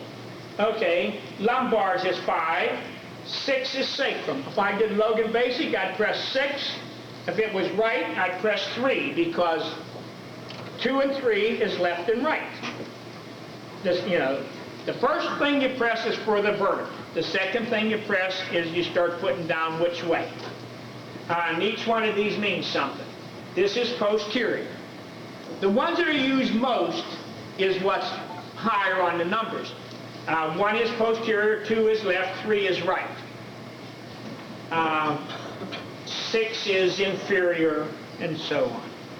And I can put down atlas, ASLP, I can put down axis, body right, whatever. I can, 7 is ilium. So if I did right ilium PI, I'd press 7, that'd bring up ilium. Posterior is 1, 6 is posterior and inferior, and number 3 would be right. These numbers, after a couple of days, you have them all in your head. I don't even do the readings, and I remember. Okay. Then after I do that, I press this button, and it says adjustment number 2. And then I go through the same thing. If I happen to make a mistake, I press this, which puts it into my board, and then I press this, and it erases the last entry. So once you start making a mistake, you go through with the mistake and then erase it. And then once I'm ready to take it out of the instrument, I just pull the trigger on my instrument, and it spills all this out for me. It gives my post reading, it tells me what the temperature changes was, it tells me everything I did. So going to court, this type of thing is really nice for me. Okay. And this is how we read. That's Kathy Fowler. She's my right-hand lady in the office. She's a chiropractor who was a medical x-ray technician before she became a chiropractor. So she works with us now. I think we take some of the best x-rays in the world. And she's the one that teaches our x-ray course. Okay. And we're started at the sacrum, the center of the sacrum. We're going to go right up his back. Now there's a little thing on the instrument that keeps you a certain distance from the spine. You should stay about an inch, a quarter of an inch to a half inch away from the spine. Okay. Then going up the back, we keep the instrument 90 degrees to the patient. When you get up in the hairline, spread the hair. I'd rather see you touch the skin very lightly than let hair get under it. You don't want to do that. Okay. There she's making a path up there. Then she's going to go up to the occiput and stop. Yes? If you have a person with a really hairy back, what do you do? Well, you stay close to his back. But with this instrument, you can move around. If he has hair here and none over here, you go over here. Whatever. But there's very few gorillas. You know. You usually find a place that you can find to go up. But if there's a lot of hair, you just touch the skin all the way up. That's not the ideal thing, but I've never seen anybody like that I couldn't find. You know, I even read a dog, but I split his hair and go up his back. Okay. If you can read George's back, where is it? Where are you, George? Oh, he's hiding. You can read his back and read anybody's back. Okay, you see how she's splitting through there? Okay.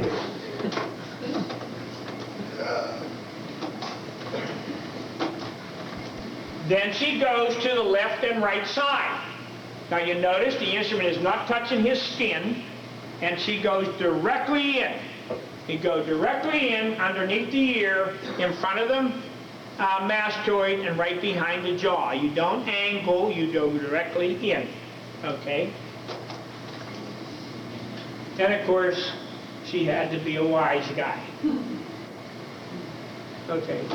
Now you've read the left and the right atlas, and you're watching the temperature, you're going up, and it looks maybe a degree and a half or two off. You wanted to make sure that you run over and you go right back to left and do right again? The man wants to know, if you think you made a mistake, can you do the instrument over?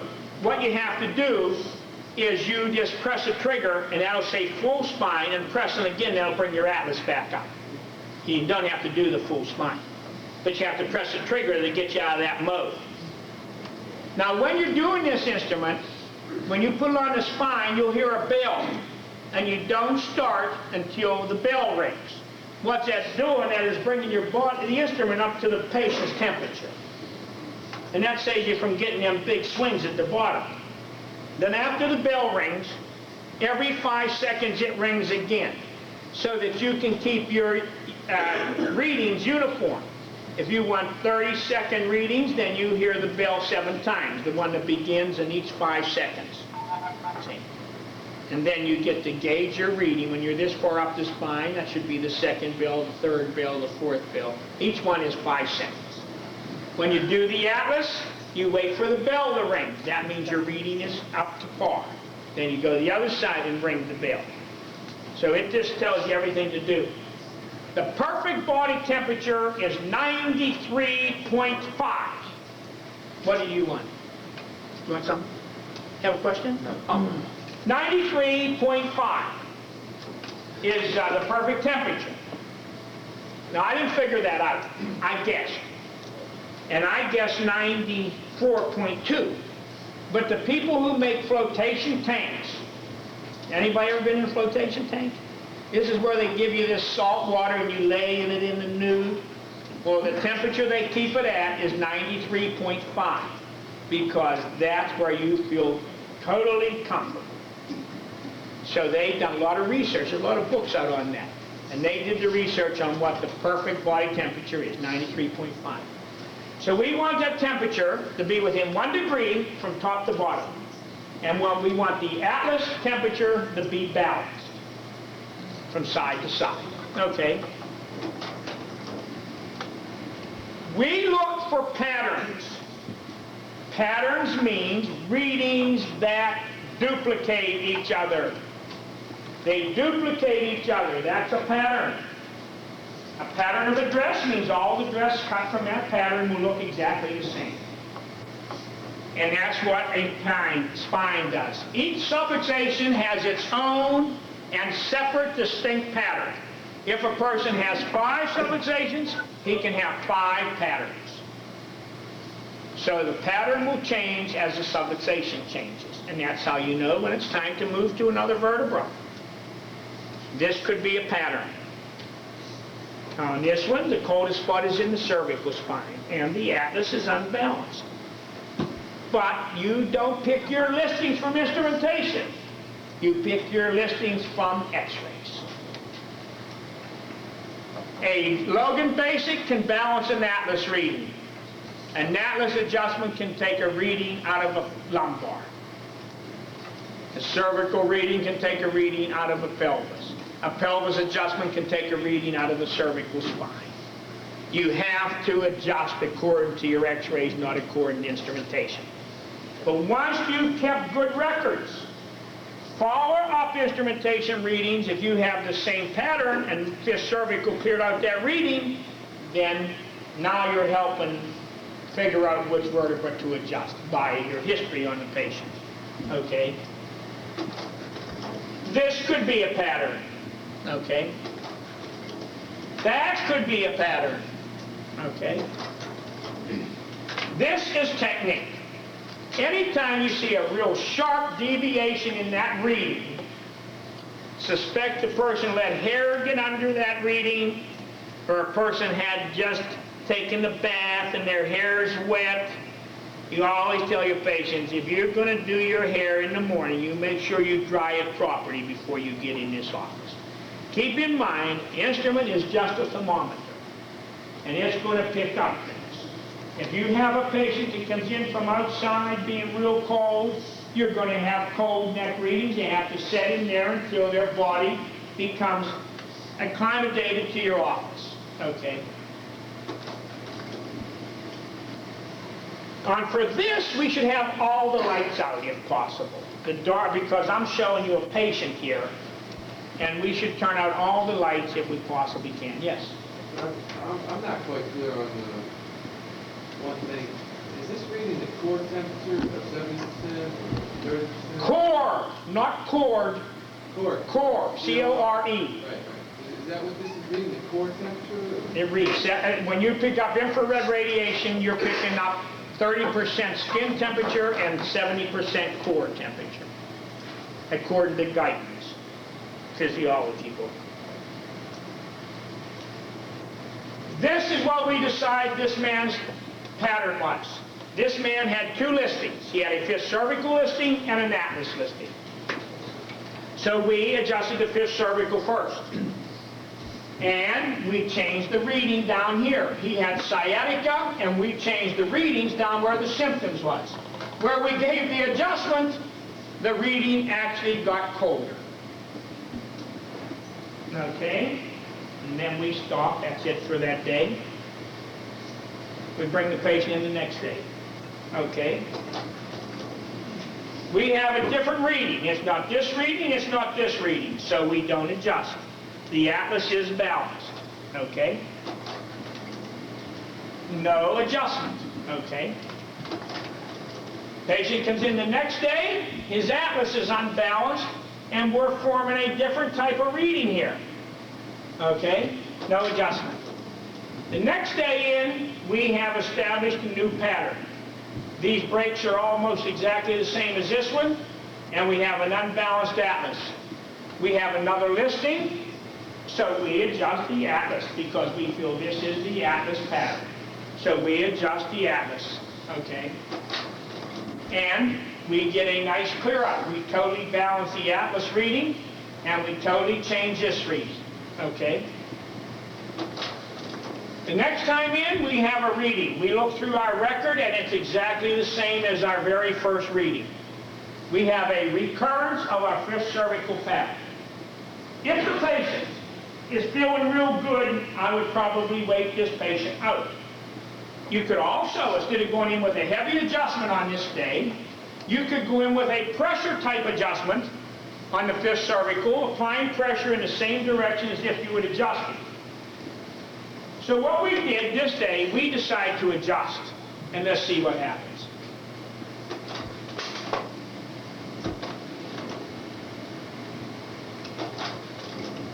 When we adjust, we get a beautiful, beautiful clear out this time, much better than the last time we adjusted fifth cervical. Now the reason for that is because we've adjusted the atlas in between, so now the fifth cervical adjustment becomes more effective. Okay. Next time in, the patient doesn't have anything but a little cold spot down in the dorsal spine. A lot of times when you have this, if you go in there and just palpate and find out if there's any tenderness at that cold spot and just hold some pressure, you'll be amazed how you'll clear that reading out. Okay? And that's exactly what we did there, and we brought our reading back to straight. It is amazing how those pressures will work once you made some heavy adjustments. Okay? Pressure only on pre-break means that there was a break there, we palpated there was tenderness there, we held some pressure there, and everything goes away. Okay. The next day in, the patient has a different reading altogether. Now, we could go in and hold some pressures there, or we're suspecting another pattern is developing. Okay? The next time in, this pattern is definitely developing. It's not the pattern from the atlas or the fifth cervical adjustment, so we decide it's time to re-x-ray this patient to see where the subluxation has moved to and what our next adjustment should be. Okay. Doc, Yes. over how long a period was these, Couple weeks. You figure that we see a patient twice a week, and we mark down we want to re-x-ray this patient and determine where our next adjustment's going to be. And that's basically how we handle cases. Okay. This is a chronic type reading. This type of reading is the type of reading that you see on people that have all kinds of visceral problems. You'll see real big cold areas through the dorsal spine. Okay. This can be a bad reading. We like the temperature to be within 1 degree from top to bottom. This temperature is like 9 degrees from top to bottom. Okay. This, of course, is the x-ray machine that we use. This is a spinal visualizer. This x-ray machine, by the way, we've made a baby model for students. You can buy this setup for $26,000, and then after you start making money, then you can adapt a module we have to it to make it a visualizer. Okay. It is a 300-125 machine with a 5 MA 125 fluoroscopy machine. Okay. You can turn this machine in 360-degree direction. You can actually make it a table model if you have a little baby you want to x-ray. Okay. We see our image immediately on our TV monitor. Okay. And we have tape decks where we can reverse and keep checking over this. Okay. We can do it from remote controls. We can block down to where we get one. Inside here, there is a special piece of equipment that keeps our visualizer within 1 degree of perfect.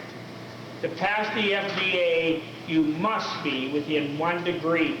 1%. And our machines are anywhere from 0.3 to 0.6% perfect. Okay. On the side of your x-ray machine, you should always have a marker. So when you take a post x-ray, you put that position exactly the same as it was before you started it. If you're going to take a post x-ray, it's necessary that you have that position the same for every patient. Okay.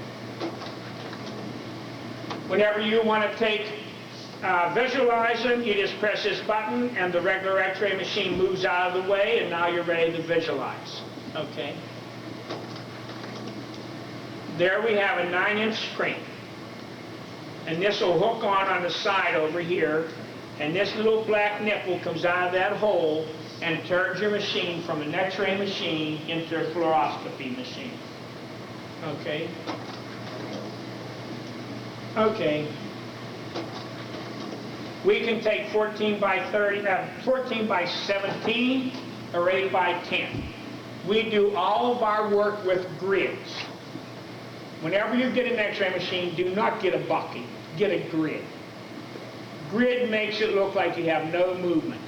Bucky machines always have a tendency to have movement to them. And the insurance companies can quit paying you if they can prove that you have movement in your x-rays. Okay. This is an 8 by 10 grid, okay? And we put the cassette in there, and then we put the grid in over it, okay? There's your grids. We're always set up at exactly 90 degrees. Everything in our clinic is shot at 90-degree angles. Our 8 by 10s, we angle the machine, but everything stays at 90 degrees. okay? And we use a head clamp for our hard copy x-rays. You learn how to x-ray here. We have a course that we teach. We do all of our x-rays in the standing position. A good x-ray machine should conform to the patient. Never try to make a patient conform to an x-ray machine. X-rays setting down do not give you the true structure of the cervical spine. A person who has a 30 neck standing up will look like a 17 sitting down. So you miss a lot of the things sitting down. So we take all of our x-rays under stress. Whenever you're sick, what do you want to do? You want to lay down, don't you? If you come find a bed, what do you look for? A chair. That's relieving stress. You want to see a person under stress. Okay. And there's how a patient is set up in our office for that x-ray. Okay. We shoot our lateral cervicals, not through the atlas axis. We shoot them through the fifth cervical so that we can see the dorsals. Okay. And there's how we set him up for that. Okay. We take our base posteriors, standing up. Okay. Our 14 by 17s, you want to see the obturators. So we set the ischial tuberosity about an inch up from the bottom of the filament. That's the way we want that taken. And if a person's real heavy, make sure you allow for that fat that they have down there. Sometimes there'll be that much fat on a person. So you have to drop that below and bring your cassette higher. You want the obturators at the bottom. Okay?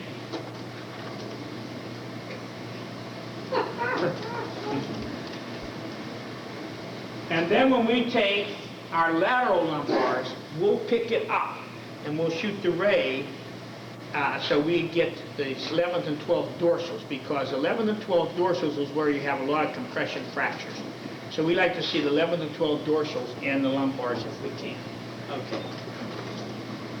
Of course, we will x-ray our pregnant women. We'll put them in robes and we'll x-ray their neck. We get a lot of people from the local hospital. We have a lot of the nurses that do natural delivery, the midwives, they're nurses, like, you know. And they send all their pregnant patients over to me that have back problems because they know I have the visualizer that has a lot of low radiation. And I will just do neck x-rays on them and adjust them. And then I get to keep them till they're ready to deliver. They work very, very close with me, the particular hospital on pregnant people. Okay. Yes? So without the pelvic x-rays, I just do cervicals, and then I hold Logan Basic on them. And I use my same findings on my Logan Basic like I do for babies. I put their gluteus together and find which base is low and hold the Logan Basic along with my cervicals. And we develop our x-rays immediately, and every patient is adjusted the first day in our office. We never, ever, ever put anyone off till tomorrow. BJ said, it takes 1 minute to adjust a patient. If you take 30 minutes, you are wasting 29. You are a thief. Don't waste your patient's time. He also said, forget the shaded lights, the oriental rugs. Give the patient adjustment. The world has been victimized by medical sham too long. He also said, get the patient well as fast as you can with least cost per case. Okay. We read our x-rays immediately. This we think is one of the best x-ray processors in the world. It's the AlphaTech 7000. This machine costs about $8,000. We get them for about $5,600 for you. Okay. This is how we take our visualization. We take a picture of the patient. We put their case history and the date and their name up there. So we identify everything. Okay. And then we start putting them through the motions. Okay? Okay? You can get a good A to P shot every time, because if the teeth or the occipit's in the way, you just talk the patient into perfect placement. Tip your head back, do this, do that, whatever. Okay. You can run it up and down the entire spine. You're going to see some. I'm going to show you some on the deck over here. Okay. Now, nice thing about the X-ray machine is if it's too dark, I can lighten it up. If it's too light, I can darken it up, because you use contrast controls like a TV. But we have a computer that we tie to this now. I can make your vertebrae look like stone if I want to. I can pull all the skin and all the muscle and stuff away from the X-ray. If I want to enhance the edge of your bones, I can do that. And do anything we want with the computer. I can bring out one vertebra and make it this big and look at it. With the computer, if you have a problem case in your office, you can shoot it to my office in 30 seconds. In 2.5 minutes, I can have you the adjustment back on the phone for you, what to do for that patient. Okay. And then, of course, we put the patient through their motions. Okay. And there is a good third cervical lock there, people. You see how it curves good here, and then right there it just shoots back? That is a third cervical lock. Okay. That's an occiput lock. Okay.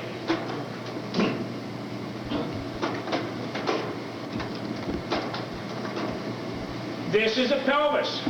With 1/4 of an MA, I can actually see what your pelvic opening and your obturators look like. With 1/4 of an MA. Where most people are using 100 to 200 MAs, I can look at your pelvis with 1/4 of an MA. Okay.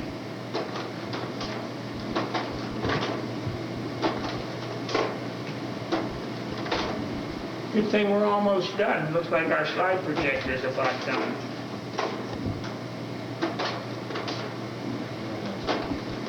Yes. We're done with that set of slides. That's it. Okay, go ahead. We're going to quickly announce like the officers in the club will stand up here so everyone knows here who's officers. We've got Craig and Liz. Any questions on instrumentation or the visualizer? Any questions at all on that? Yeah, you have, you just took the X-rays and everything, the patient comes in, and they got locked in, so, red is, not showing a pattern. Is the patient a new patient or an old patient? If they're a new patient and they have a locking and there's a straight line reading, that patient is one or two things. He's either under a lot of drugs, or he is so sick, the nervous system has so much poisons in it that it is dampening your reading. But he's going to get it done. Yeah, doctor. What's the visualizer go for? 70,000. 70,000. How many people produce the visualizer? I think about 2 or 3 companies. This one was made strictly for chiropractic. Continental X-Ray Company put $200,000 in research into that strictly on the handshake. We probably have 40 some of our visualizers out there. There's 2 other companies that I know that are doing them. This is a group of people that formed the Purist, or that are the head of the Purist Club down here. They're the ones responsible partly for getting me down here. Of course, Dr. Williams is the man that is the one that really brought me down here. And I hope that I'll be down here more and more and more to help you get these sick people well. Well, basically what I wanted to say, if you enjoyed what you learned this weekend, you'll enjoy a lot more the rest of the quarter, because we're going to continue teaching the work on campus a lot more, should I say, and also get some more hands-on, get some more experience underneath your belt so you start feeling more confident, not only as a doctor, but knowing that you know the art, the science, and the philosophy. Like you said, you just can't have 33 of the pie. You have to have the whole pie together. And that's what it's all about. Not saying that Pierce Technique's the only thing. It's a system. It's a system. That's what we teach. We're not like this. We're open. but we're open to a way that gets you results every time. And I want to thank you all again for coming out, because without you being here, you couldn't be here. And it's just going to get better and better for the whole school. Because my goal is, and our goal is, to make everyone better doctors. So the profession would stay the way it is, getting better. We've got to turn it all around. It's going to